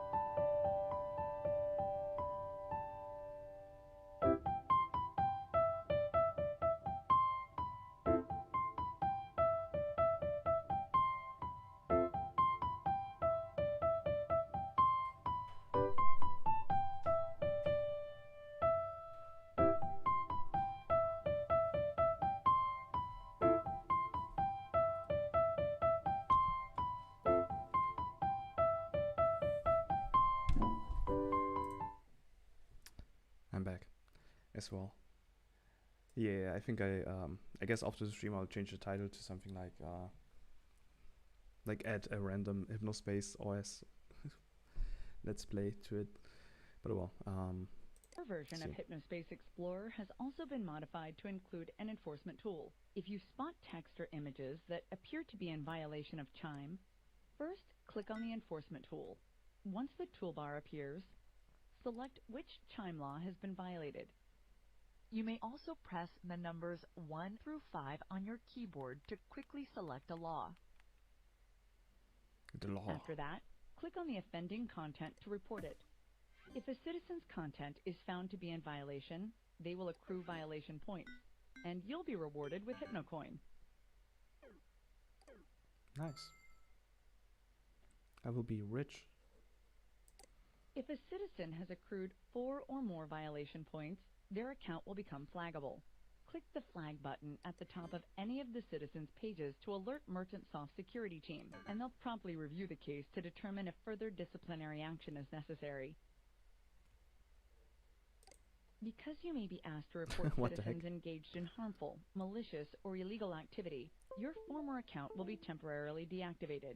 You may not send messages or other outgoing communications to HypnoS citizens for the duration of your volunteer service. Please browse the HSPD Headquarters Zone for more in-depth information on using HypnoS Enforcer Edition. Why was there like this random like water animation with lilies and stuff. Welcome to Hypnospace Patrol Department Enforcer Training. Oh. Important message received from Märchensoft. Oh, Märchensoft. Thank you. So this is my... Important message received from dispatch. Hey, get out of here. So this is like my email inbox. Yeah, my inbox and cases. 2 messages. Then we have the Hypnospace Explorer. Then we have the tune box. Okay, we don't actually have any music in here. Fortunately, skin. Ooh, oh god, no, not this skin. Ooh, this is stylistic. Oh, I can pin it. Oh god. This one's nice and simplistic.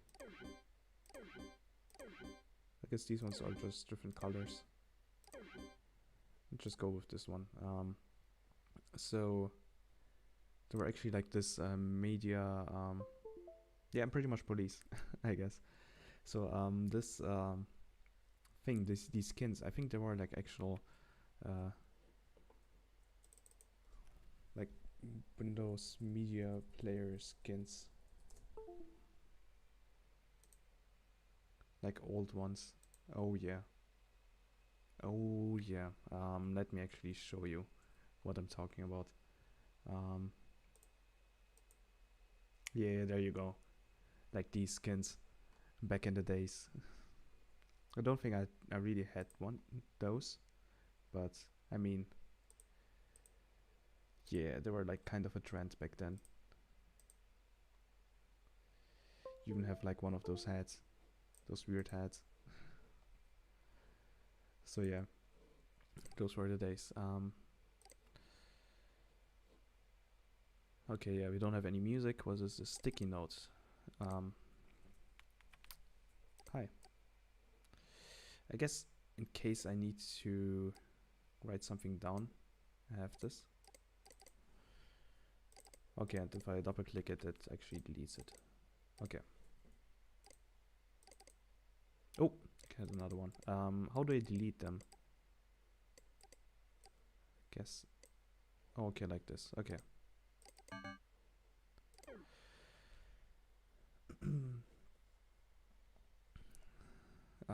Wait.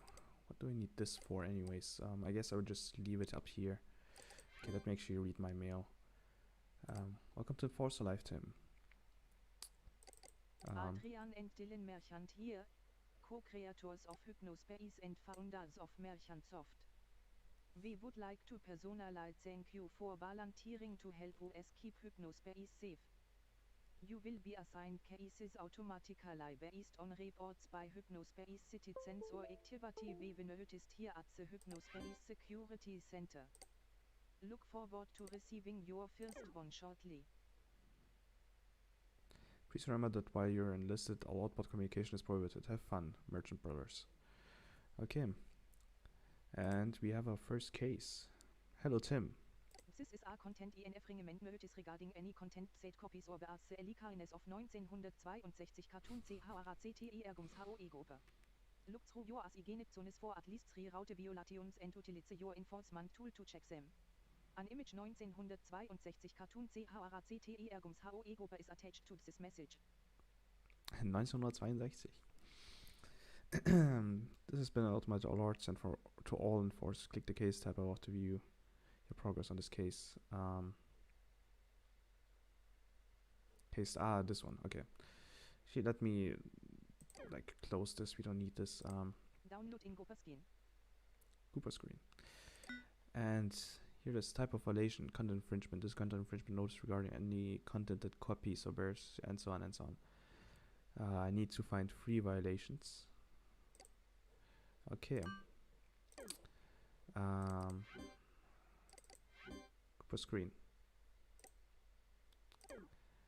So this is Gooper.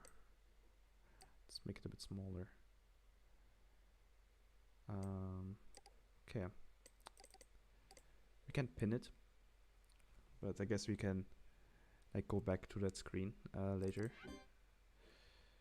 So here we have Hypnospace Explorer. This is our home tab. Okay. And we can stamp this page. Okay, we can automatically open these tabs from here.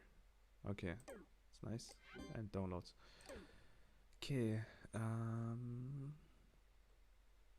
listed zones. So we have access to these 3 or these 4 technically hubs for now.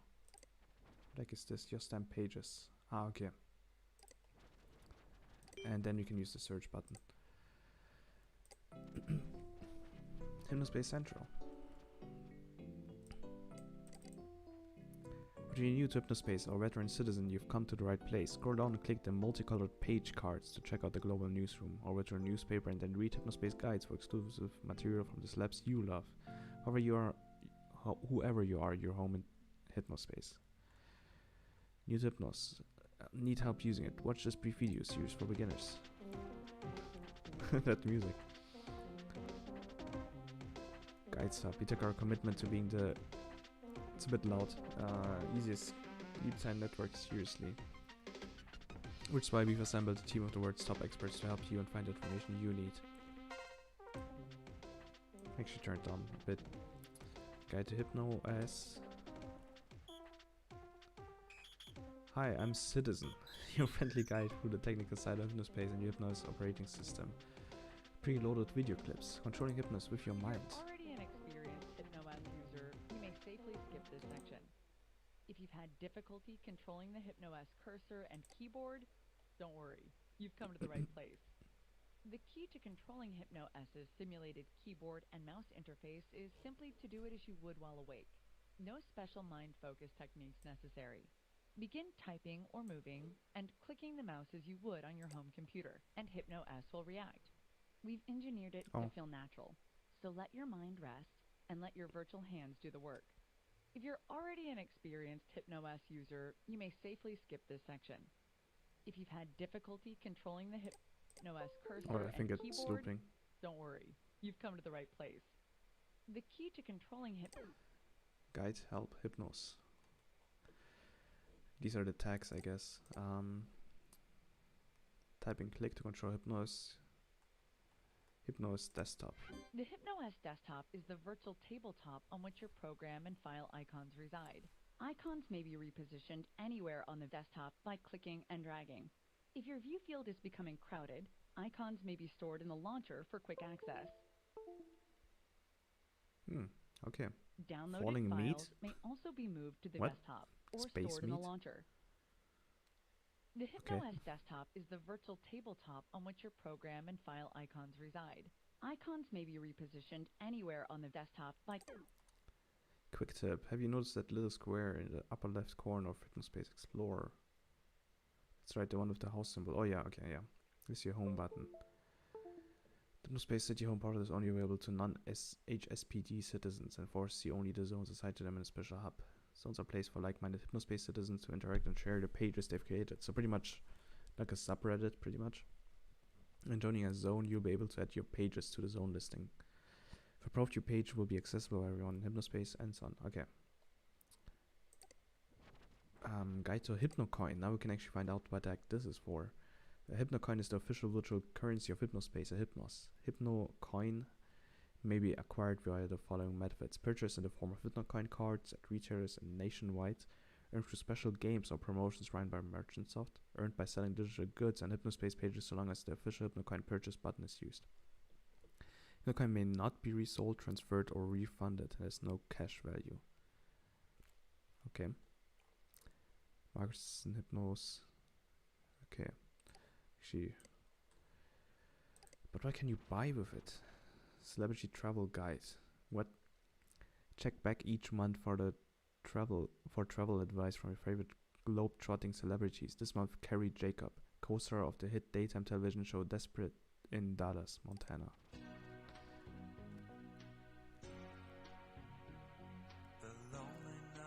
Ooh.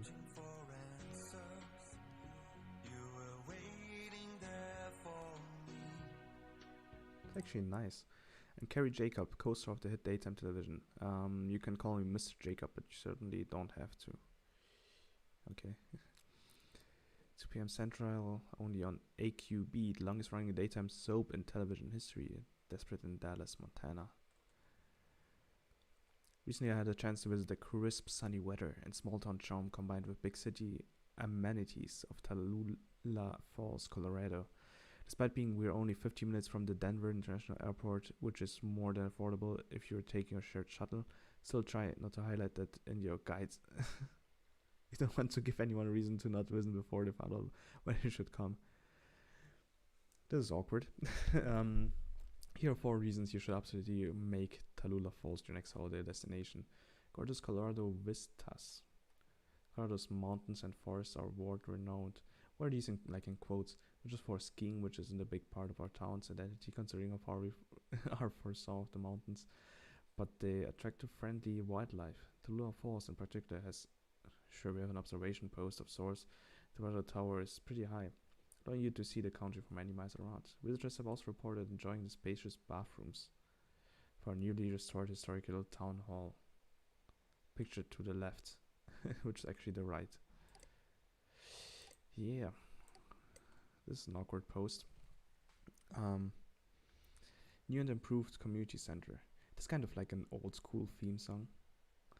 With 3 new pool tables, a fully fledged gym, we're looking into expanding once this year's budget is approved, and constant occasionally we'll get something together for the whole family. There's no shortage of things to do at the community center in Tallulah Falls. A renovated basketball court and 10,000 square foot aluminium sided building make the rustic charm of Tallulah is something we really want to emphasize. The last thing you'd associate with the modern marvel. It's really weirdly written. And what's with this like Eye of Anubis up here? So no more rats. Wow, nice. That's a really nice like selling point. We don't have any rats. So lots of rats just everywhere. I'm thankful to God that we can say we're since taking care of it though. Nice. The media campaign you'll be fronting is a huge part of our roadmap for how we want to promote the image of our towns going forward. Needless to say, we don't want to bring that ordeal back to people's minds when they think about it. So feel free to leave leftovers on the counter, bring fresh produce, and even your smaller children. There isn't a single rat or pest of any kind around them for mice. That's what I call the Tallulah promise. Nice. No rats. Yeah, cockroaches. Does it have cockroaches? Cheap. Inexpensive. Really nice tags. Desperate. If you've literally been around the globe like I have, you learn the value of city planning. Orderly streets. Thanks to devastating fire the early 1900s, the citizens of Tallulah Falls were able to build their city on an orderly, well-lit grid from the ground up. And no, I don't mean a grid where sometimes the grid breaks or rotates. Then you've got 2 grids to juggle in your head and there's a giant park in the middle messing everything up. This is really specific. I mean a grid. Walk up 1st Street, walk up 2nd Street, turn right, and bam, you're in 12th Street. Simple, clean, safe. You move. San Francisco. Really throwing shade in San Francisco. Hope this guide we've included a receipt to your wire transfer in this email. Really hope this helps people see Tallulah in a better, less ratty light going forward. Help show you an incredible growing corner of these incredible United States of America. This content brought to you exclusively on Hypnospace. Can I download this?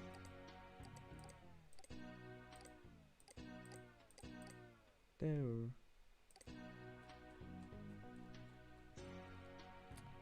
Okay. I'm not going to wherever this is.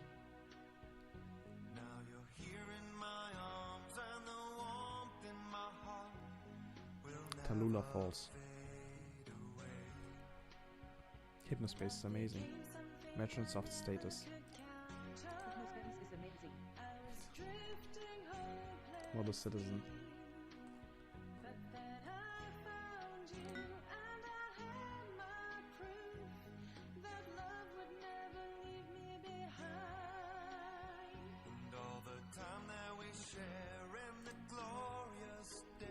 This music is really nice.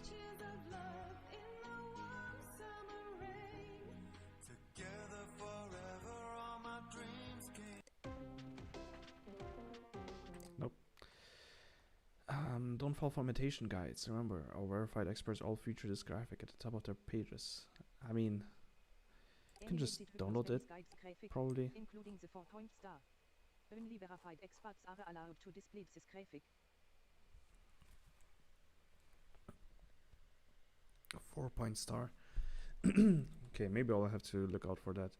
Okay, let's actually go back. Stamp, views, page title description. Okay, Hypnospace Global Newsroom. HypnoCure antivirus software. HypnoS. Don't serve Hypnospace without it. I mean, might as well. Protect yourself and your files. Viruses are no joke. Do not wait until it happens to you. HypnoCure, #1 and only antivirus software. And only. #1 and only. Oh, it actually costs.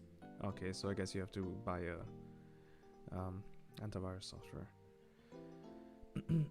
Automatic virus detection, easy cure me, one press button. Auto cure functionality, virus quarantine. So it doesn't actually have virus quarantine, the light version. So I actually have to pay for it to actually do anything useful. You can you can see someone playing Steam. New virus alert. Wave hello, threat level low. Wave hello is a nuisance virus that causes Hypnos to intermittently rock back and forth as if at sea. That sounds like annoying but not malicious.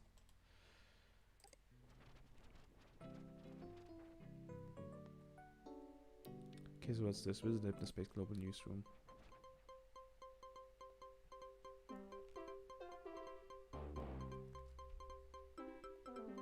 Year 2000 glitch and non-issue. Have you heard of the year 2000 glitch? So yeah, this is actually a historical thing. The year 2000 glitch. I think the thing was in the 1960s. I only learned of this recently. You've probably heard of this already, Alfred. So in the year, they thought that as soon as we will get to the next year, it would mess up all the computer stuff. Because they weren't, like, they thought we would like switch away from the system that they invented in the 1960s, which didn't account for years going above 1999. But yeah, it wasn't really a big issue in the end. News tech. Tech giants believe year 2000 glitch worry is unfounded.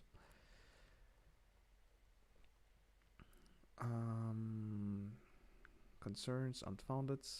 Most of our devices driving them high tech are so simple enough that they wouldn't. Okay. It messed up the symbol. Be affected by year 2000 glitch if such a thing were to occur.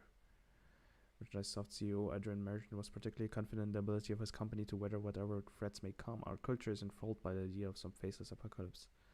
Merchant said, so I want you to look at the face behind me. It is just a small portion of our 100-strong support and maintenance team. I have complete confidence in their ability to take any minor issue that may arise due to the year 2000 rollover. The support staff group behind Merchant waved. This reporter waved back. Nice. Let's see. Business. Monarch investors. Quick to ground game champ portable following record sales. Ooh, game system. Despite initial concerns that a portable console would cut content to Monarch's existing business, sales for both Monarch's portable and home division grew exponentially in the past year. Oh. Finn's date of starting software became a non-issue due to the release of Monarch's own Squisher Zip. The debut of Squisher Z video game achieving a record 96% attach rate for buyers of the bite-sized console. Interesting. Entertainment system user can look forward to a Squisher Z title of their own in the second quarter of the next year. Rumors of a licensed Taurus and Moleta X title. Okay.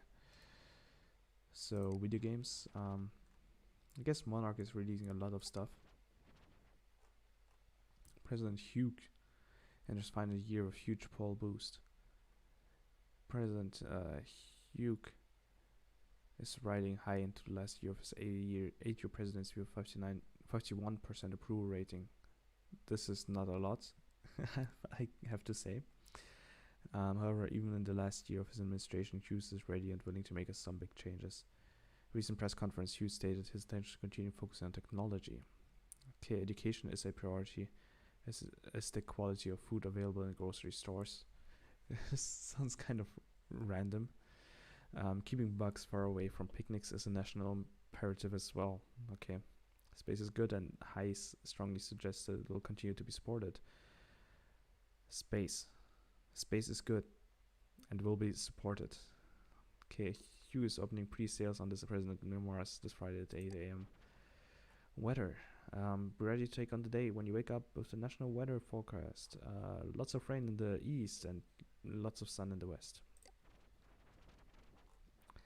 Sports. Well, okay, this will probably not be interesting to me. American League Football, Spokane Sutter, North Dakota. Seagulls really wrecked the Boston farmhands. Space is very good. National men's tennis standings. Tennis. Why tennis? Okay. Let's get out of here. No. Take me out. Let me out. Hypnospace guides. Didn't I already check this out? Yeah. So they are also bookmarked up here. 5. Where's there 5 now? So another trouble? No. Okay, never mind. 7. Ah, it's the number of clicks. How many views it has. Ah, okay. So HypnoCure was only checked by me. No one wants antivirus software. Find out more about MerchantSoft, the team behind Hypnospace and HypnoS. Okay. Space is year 2000 ready. Founded in 1996, MerchantSoft has been leading the consumer's computing revolution with its innovative, accessible, and just plain fun array of software applications. The online world was shaken with the release of Hypnospace in late 1998. Windows 98? Inspired, I guess. In addition to being technologically groundbreaking as the world's first sleep time networking system, Hypnospace was an immediate hit for MerchantSoft. It sold over 2 million copies in its first 6 months on the market. Products. MerchantSoft, touching tomorrow together. TTT. Virtual Homestead. NetSetter. What is this? No longer an exclusive playground for techies and whiz kids, but a virtual home for people with jobs and families. Okay. No idea what this is supposed to mean. Hypnospace launched in November of 1998. You're using it now. Perfect cocktail, forward-thinking leadership and technological wizardry. This has changed the consumer computing world forever. It doesn't actually say what it is, though. So you have Adrian MerchantSoft and Dylan Merchant. Oh, they're like brothers, I guess. The barely out of school whiz kid made waves in the tech world with the launch of NetSetter. The Nora Technology Research Foundation, collaboration with Merchant Brothers, wowed the world with a press conference demonstrating their market for ready sleep time computing technology. Hypnospace has released to the public 1 year later. So there's Adrian Merchant, Dylan Merchant, C00/lead programmer. Dan created Hypnospace and now does a little of everything: music, art, code, etc. Roddy Wall, programmer. Roddy and Dylan were close childhood friends. Samantha Clausen, programmer. New addition to the team, she has drive and potential. Archie Dispenza, designer, marketing visionary. Archie brings in a spiritual touch to the MerchantSoft operation with a unique earthy style. Eric Hellman, creative contributor, world-renowned musician and personality who brings a musical edge to our partner brand program. We are passion, people, of course multiple fonts, driven by unfettered vision and a commitment to dedication. A commitment to dedication. So a dedication to dedication. A commitment to commitment, pretty much. So we can check out this page. If you'd like to contact me, please look me up in the white pages or swing by our office. Thank you.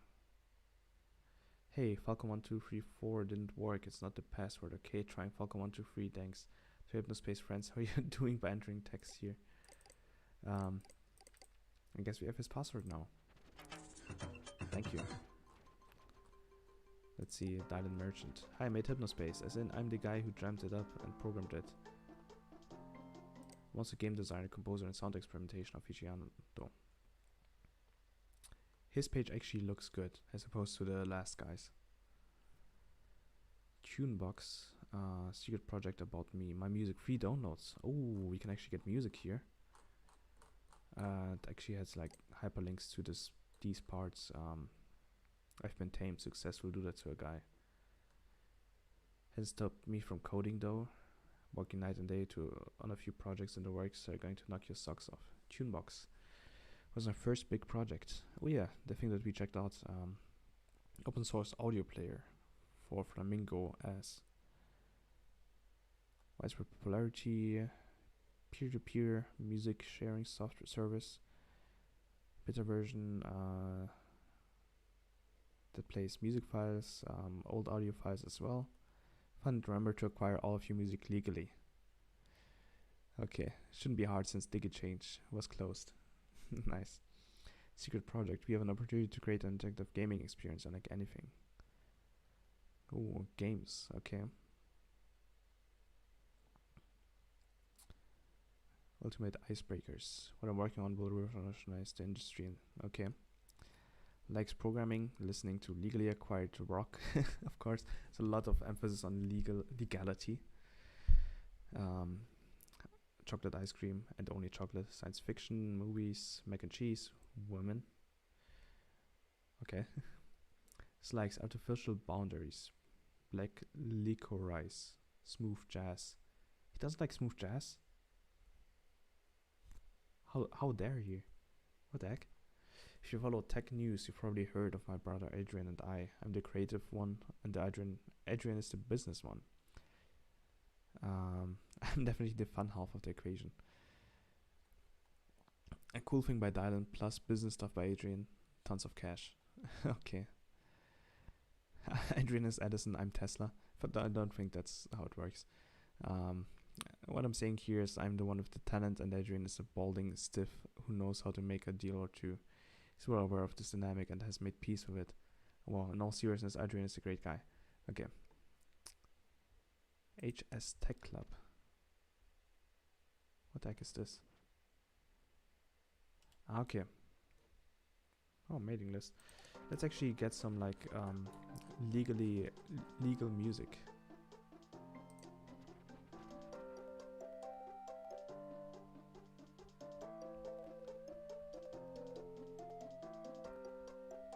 And thanks to the three of you actually listen to my junk. Millennium Anthem, work in progress. Downloading DM-1 Millennium-Anthem. The Gizmo Factory. Downloading DM-1 Gizmo Factory. Ice Cream and Booze. Downloading DM-1 H3 Downloading Game has beat 1001. DM-HC-001. New Digital. Danceable Haze. Songs below are also me, but under pseudonyms. You probably recognize them because most of them are in the default HSM library for the Hypnospace page. Builder, lots of new citizens put them under pages. Downloading Dimensional Voyager. Gary Spacetime. Frank Alarm. Thanks by other artists. Sorry, due to copyright issues, I can't publicly share songs from other artists on my page anymore. Also, unfortunately, Dig Exchange is no more. We had too many complaints from artists. Sorry. So he's like, oh yeah, totally get stuff legally. And then he's like, oh, unfortunately, we can't use their legal site anymore and do legal stuff. So yeah, we know who made Hypnospace now. Roddy Wall. I'm a comic nut and programmer at Hypnospace. Winter of Sandwich. Work on virtual pets for Hypnois. Chit chat me if you want. Same name. The ringleader. Relationships, none yet.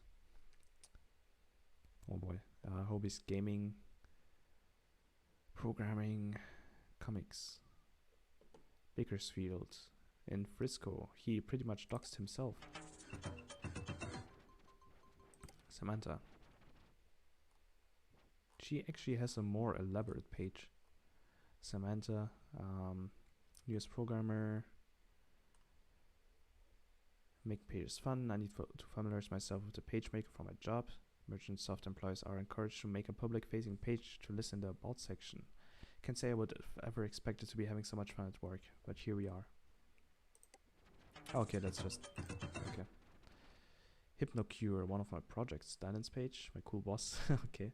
Barnaby's chair, my favorite band. They're the reason I got this job. Long story. Okay, we'll check this out at some later point, maybe. Hypnocure, what the heck is Hypnocure? Oh, it's... okay. Yeah, she's raking in money with the antivirus software. Looking for a waifu. RT Dispenser. What the heck's up with him? Eco artist. This is a pic of this guy. RT's inimitable visual styling have been the face of the Earth Haze movement since its inception. His unique design language is stark and playful on the surface, but is infused with nourishment from a spiritually and environmentally conscious well that runs deep. When machine and nature can work together. Huh. Okay, so he's like a weird hippie dude. Hypnospace logo story. Wonder what goes into the design and logo. Check out a few excerpts from the design brief extracted from the Hypnospace logo. With permission from Merchant Soft. Oh, spirituality, Earth Circle. Okay. Digital you is you and you are me. And we are we. Tangible, intangible, query inadequate. Hypnospace logo story. Handcard texture, genuine, natural, homemade, symbol eye, third eye, rapid eye movement, triangles and angles, lenity, printing the way, 3 lanes, steps of evolution, highway tains information, rim symbols, Hypnospace University, a universe.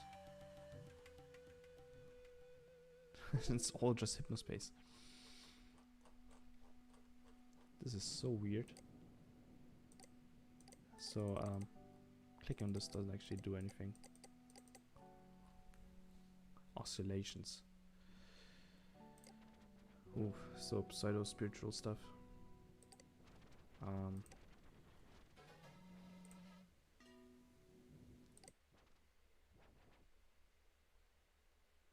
Huh. Okay, let's get out of here. Last one that I want to check out. Guess who's back? I know you miss me. Crunch is here. There ain't no way you're gonna forget me. I'm ready to rock forever. Bring the heat. Bring the power. I was born for this. Join the madness movement. Hypnospace Tag Cruncher. Okay.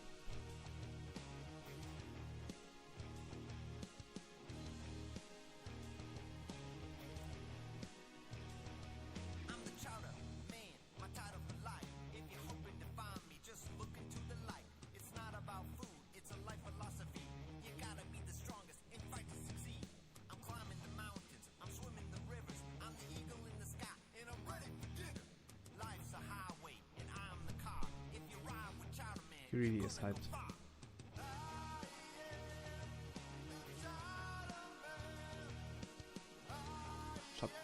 Chowder Copter. Chowderman's Chowder Copter. I want to participate in this giveaway. Chit chat.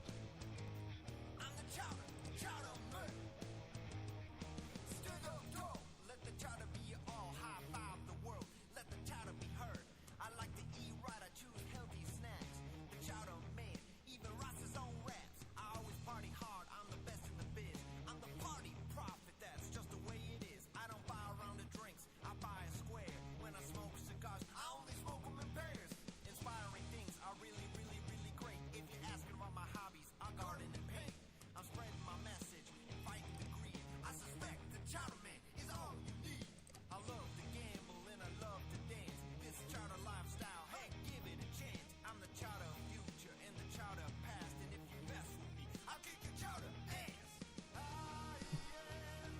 Okay, got the capture back.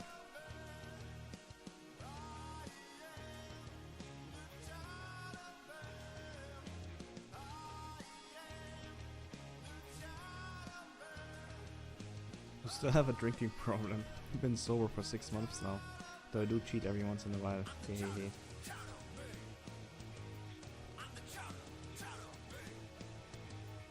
Nice.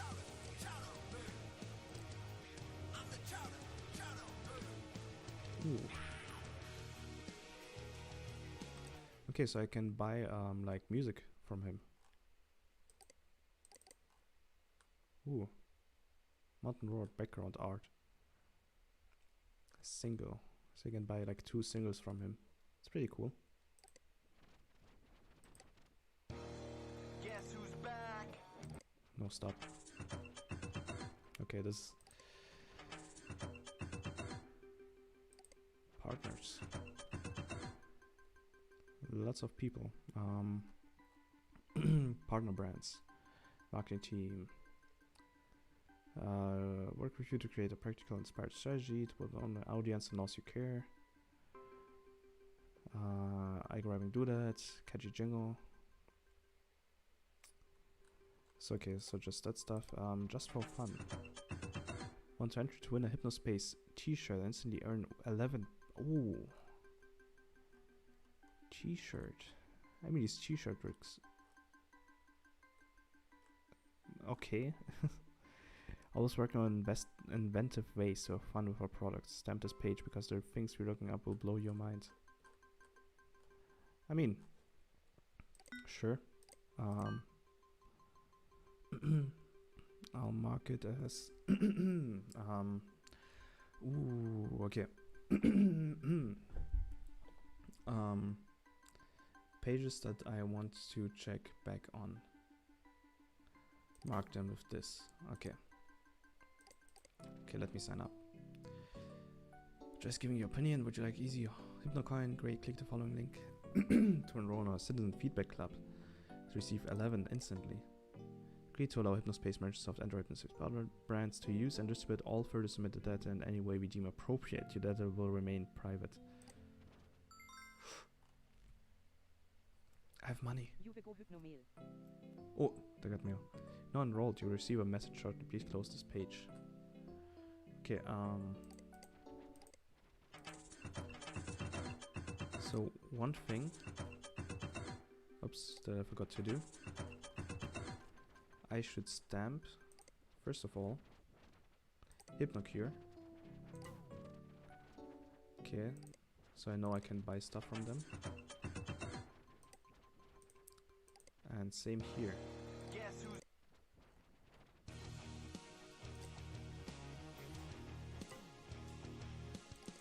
Okay, now let's go back home.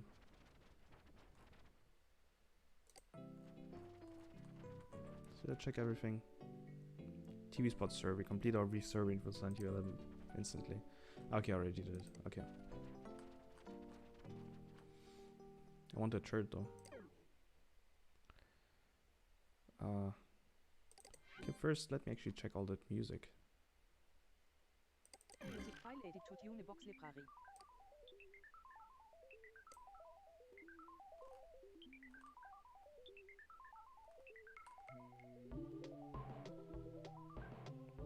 Doesn't sound that great.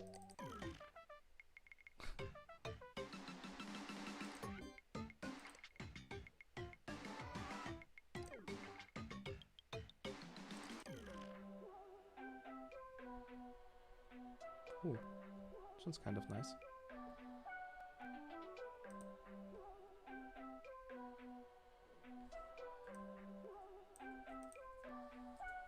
I could imagine listening to this one.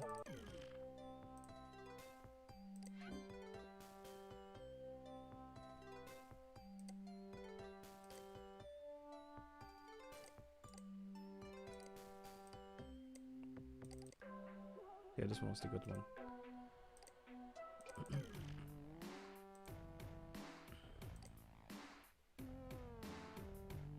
This one's kind of nice as well. Ice cream and booze.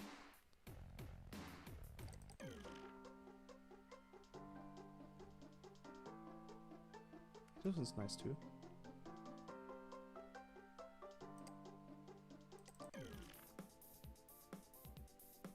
I'm not sure if I like this one.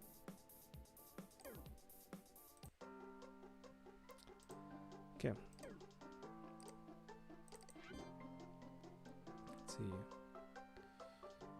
Not cases. We put this over here, I guess, or maybe up down here.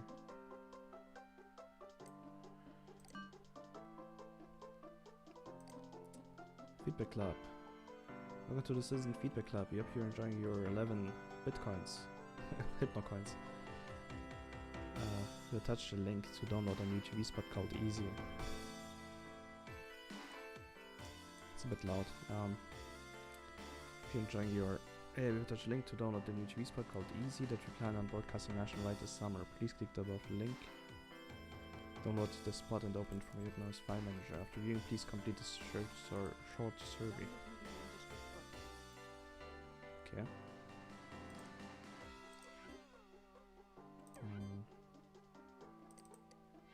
With Hypnospace, the easiest sleep time social network just keeps getting easier. Even my grandpa uses it. It's easy as pie. My kids got me into it. With our new Hypnospace Classic. guides, you can navigate Hypnospace with the direction of top experts. It's a real game changer. From movies, games, and music to cars and sports, we've got it all. Hypnospace is awesome. We've spent over $1 billion making sure Hypnospace citizens wake up fully refreshed. I wake up feeling great. Why waste your sleep time merely sleeping? Going to bed just became a whole lot of fun. For a busy parent, Hypnospace is amazing. Take advantage of our 30-day no-risk trial and live your dreams on Hypnospace. With Hypnospace, the easiest sleep time social network just keeps getting easier. Even my I mean, this isn't that bad. Kind of enjoyed it. Is your combined annual household income over or equal to 24,000 US dollars? No. But you do not meet the qualification necessary to complete the survey. Well, I guess you need to be rich to actually get Hypnospace. It's amazing. Yeah. So, actually, can I lie? Are you the financial decision maker in your household? Sure. Would you say you generally like the easy spot Hypnospace? Yeah, sure. Would you say that your opinion of Hypnospace ease of use and user friendliness changed for the better after viewing the Hypnospace easy spot ad? Yeah. Would you say that your opinion of Hypnospace value for the money changed for the better? Would you say that your opinion of Hypnospace status as a cutting edge high tech product changed for the better? What is your gender? I'm a dude, I guess. Your opinion, were the people featured in the easy spot Hypnospace ad relatable, pleasant, attractive, and appealing? No. I mean, yeah, there were. I mean, please choose the face that represents how physically agreeable you found this spokesperson. I'm not a mother. I'm also not like that old. He was cool. How well behaved all American kids. Wait. Physically agreeable, you found this spokesperson. Hardworking and down to earth, you found the spokesperson. How well behaved all American kids, you found the spokesperson. Thank you for your time. We'll notify you of future Hypnospace citizen feedback department stories as they occur. Well, that was something. I think I'm done here. Yeah. Okay, yeah. We have money. We are almost rich. Let's actually do like do actual detective work before I end the stream. My sleep time will be cured. Oh, true. Actually need to have a real life Hypnospace so I can actually sleep properly. Abby's World. Go to my Hypnospace page. I'm new to this, so pardon my dust as I learn the ropes here. I'm a first grade teacher and love my kids. They are my ward. Oh. Gumshoe Coopard for my first grade class. It's been 10 years, but sometimes I can help but cry and think of her. This is awkward. Gumshoe Gooper. Are the stories from Mrs. Brosen's first grade students. Excuse me. This is a violation of copyright. Item submit this evidence as proof that Citizen Abby Rights has violated content infringement. Well done, enforcer. Give me my money. Gumshoe Cooper is the police. He catches the pig robber and puts him in the handcuffs. Gumshoe Cooper and his friends in the court. Everyone cheers for Gumshoe Cooper. Oh no, watch out, Gumshoe. I mean, I'm not going to copyright the kids' drawings, but this... Shameless. Shameless. How dare she? This is unacceptable. The boy in the building is stuck and Gumshoe Cooper hears him yell help and calls 911. Gumshoe Cooper does not try to play with the dog all by himself, even if it is nice. Okay. Gumshoe Cooper finds a bag with bad stuff. He tells a grown-up and they throw the bad stuff in the trash can. Gumshoe Cooper, 3D animation donated by Noble Warlock Designs and Corporation.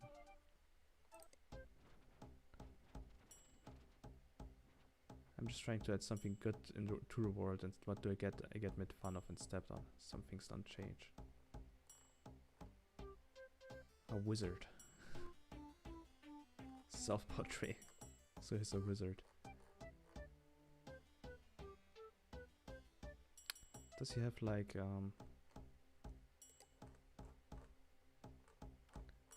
does he have more Gumshoe Cooper stuff?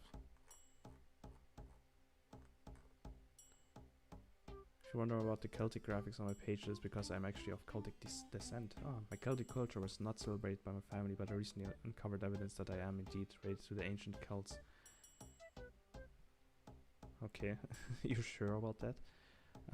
Self-portrait 3D version myself. Well, I did use a little of artistic license.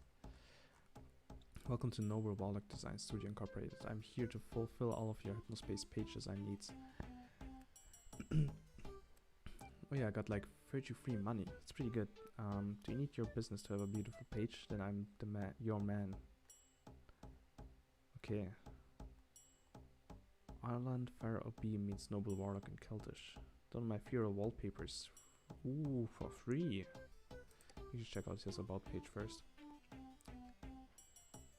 Lay there and stay down. Let them win, or you can stand up and give them hell. Arg, harg. Bord Hardek, Born Hunter Ivy.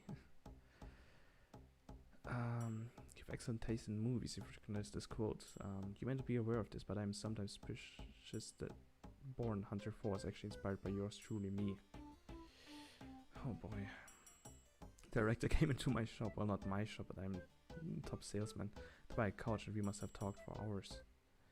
If you ever meet me, you may be surprised to learn that I'm actually in a wheelchair. A car accident left me without the use of my legs at the young age of 22 years old. Well, that's life, as they say. It's really unfortunate. Hope he's doing well. He's still doing like 3D art of infringing copyright stuff. Okay, let me get those wallpapers. Trouble first Hypnospace client, our arts leather cowboy waist satchel page. They actually have one violation point already. Ooh.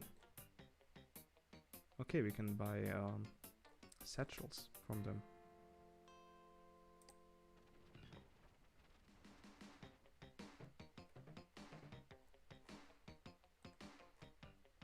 It's designed by Noble Warlock. Nice.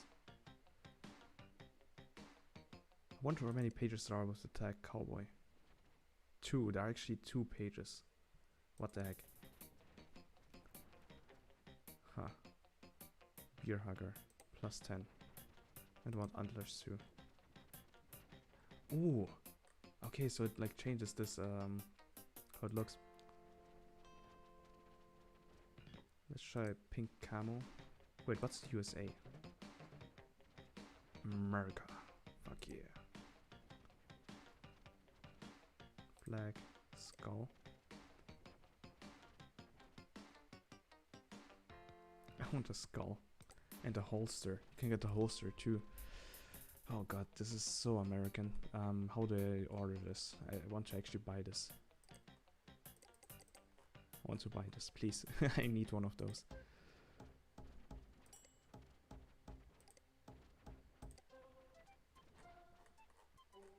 Okay, so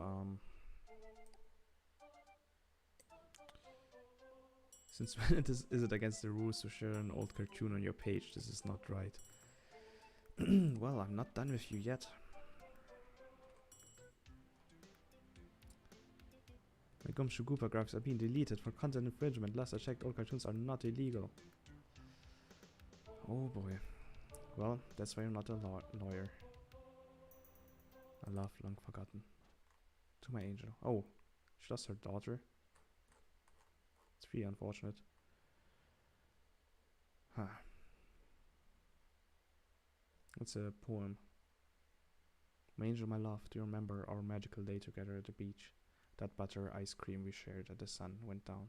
The world that we saw. Why did you say goodbye so suddenly? Sad.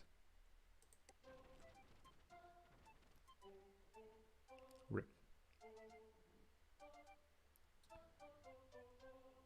Ooh. Hypnospace Heaven is a page around to give my fellow Hypnospace citizens an opportunity to share their stories of loved ones who have moved on. Interesting.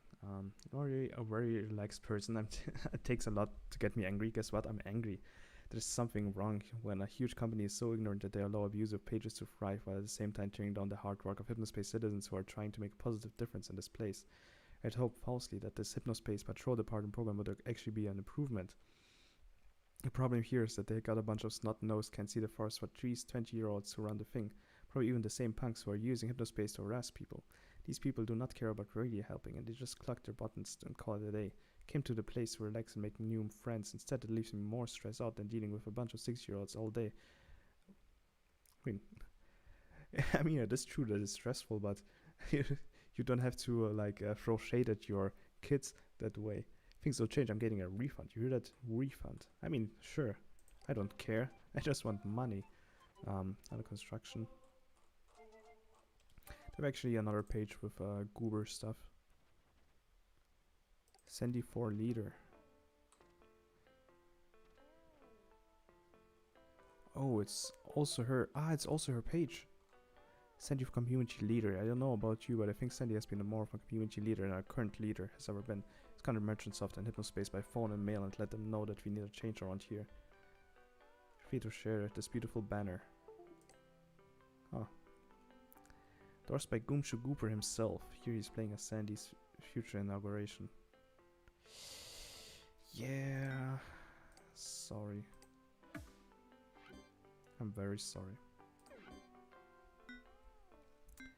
You can't have you infringing on copyright stuff. I mean, they even say like endorsed by Gumshoe Gooper himself. True patriots. What the heck is this?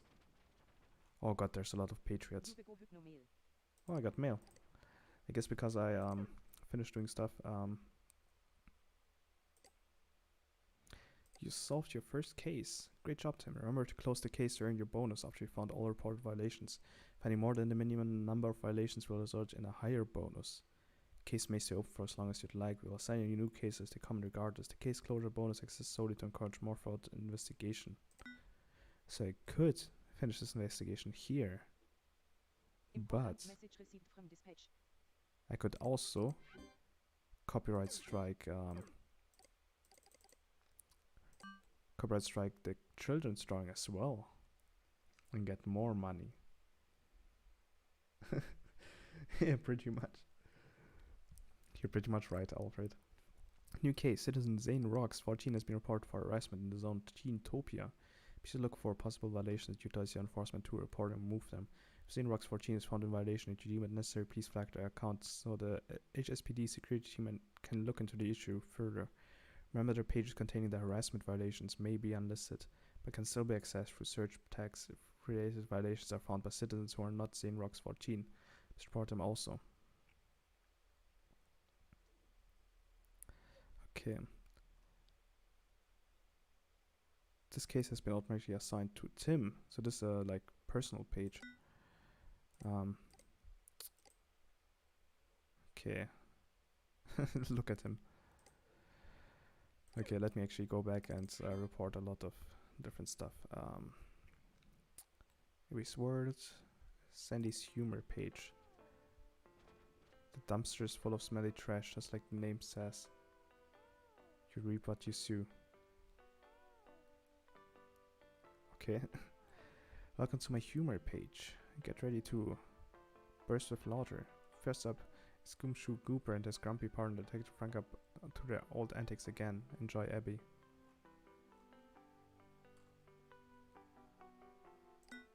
This isn't funny. I'm the funny police and I flag this as content infringement. I might have looked the other way if it was actually funny, but it isn't. I hear you, Detective Frank, a little bit of sarcasm for your day. Don't just love Mondays. Let's find some wisdom for the kids. Kid, there's no such thing as a grumpy old man. When you get older, you stop being polite and start being honest. Boomer cartoons. So, Detective Frank, is this like... Let's see. No violation detected. Please try not to waste server bandwidth on non-violations. Okay, so the detective isn't actually a thing. Let me go back to Abby's world. And you know.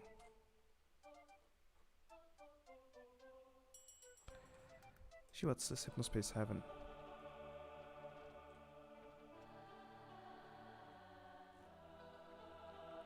This page is sacred space where memories of those who have passed may live on.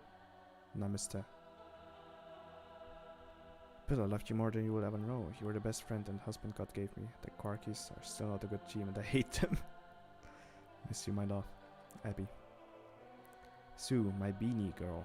You shine so brightly wherever you went to, and everyone could see it. You never mean to no one, and you loved all people equally and helped them where you could. It's not 2 days gone by that I don't get some new person tell me much you helped them through a hard time. This world could have used many more years of you being here. I miss you so much. Sue. Don't let your heart be troubled. You believe in God, believe also in me. My father's house has many rooms. If that were not so, would I have told you. Lisa, I wish you were still here with me. They took my bike license. Can't see no more, so don't worry about me. A bike license? Oh, motorbike.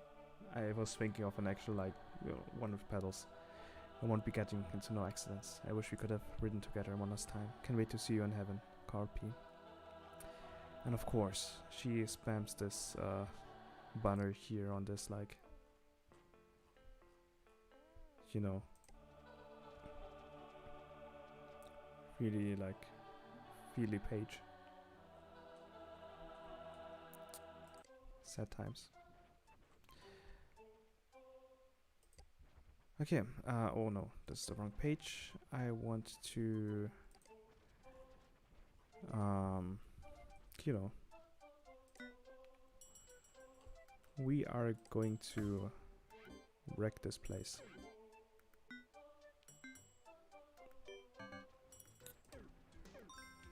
Sorry, Jenny, but you gotta get paid.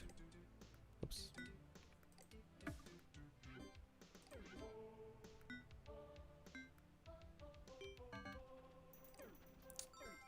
It has to be done.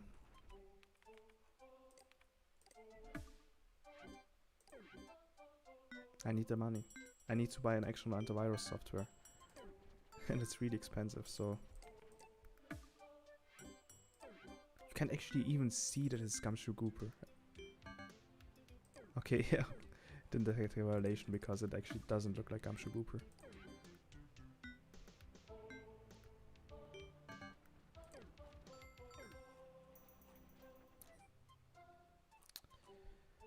Sorry, Abby, I think that's their name. No, Abigail. Sorry, Abigail, you have 7 violation points. I can't let you live. Actually, just want to see what happens with Flag a Citizen. Since Abby writes, 58 has been flagged. We'll verify all related violations and review activity to decide for action is necessary to flag the race. If you assign case, you may now close it. Okay. actually check if there are really no other pages with Cooper.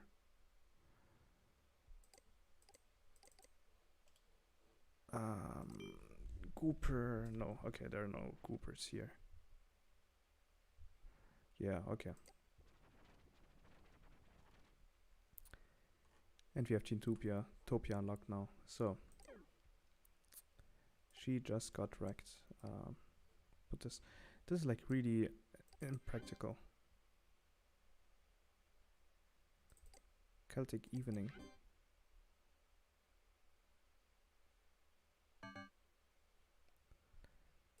Okay, I have new wallpaper. Let's get Celtic Morning as well.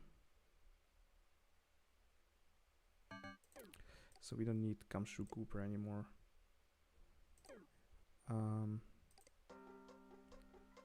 Let's see.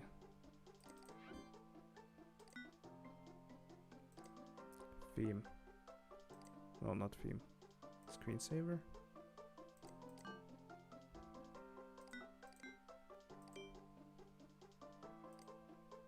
Wait. Where was it?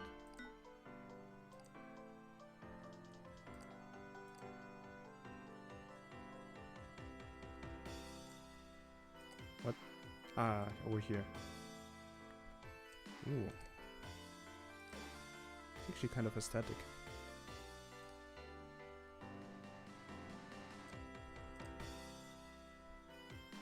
Look at my money.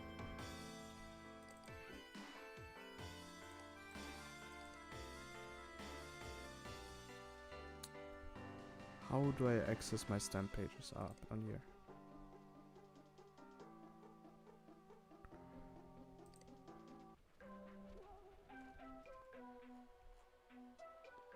So could buy the light version. I feel like I might as well save up for the plus or pro version. At least the plus version. For developers and experts only. Okay. Remove viruses from quarantine. But you won't actually get the virus quarantine unless you buy this. So, safe mode browsing tool. I mean, I don't want to be affected by viruses. I mean, I could get this one. Oh yeah, true.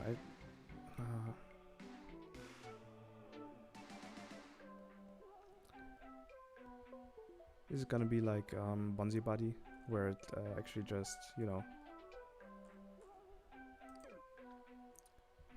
where it's an actual virus itself, even though it says that it's virus protection. Okay, let's actually close this. So mostly Abby writes.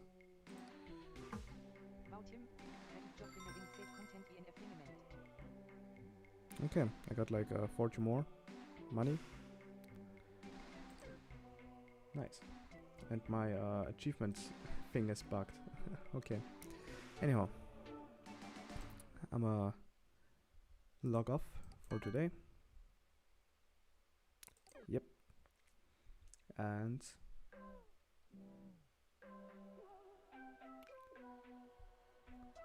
we will maybe play another time.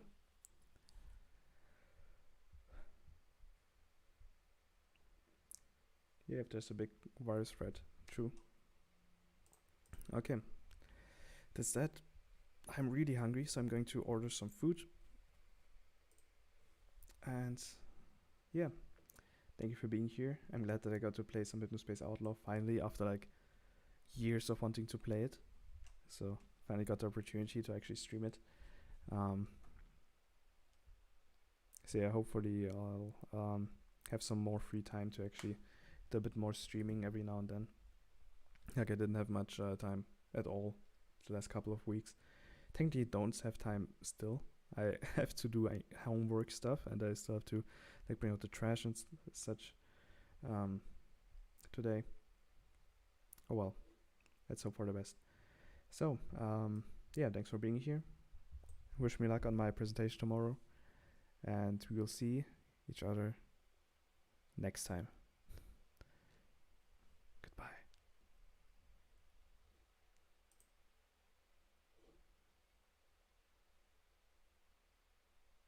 Oh yeah, and if you're gonna stream something, let me know. I will definitely be there.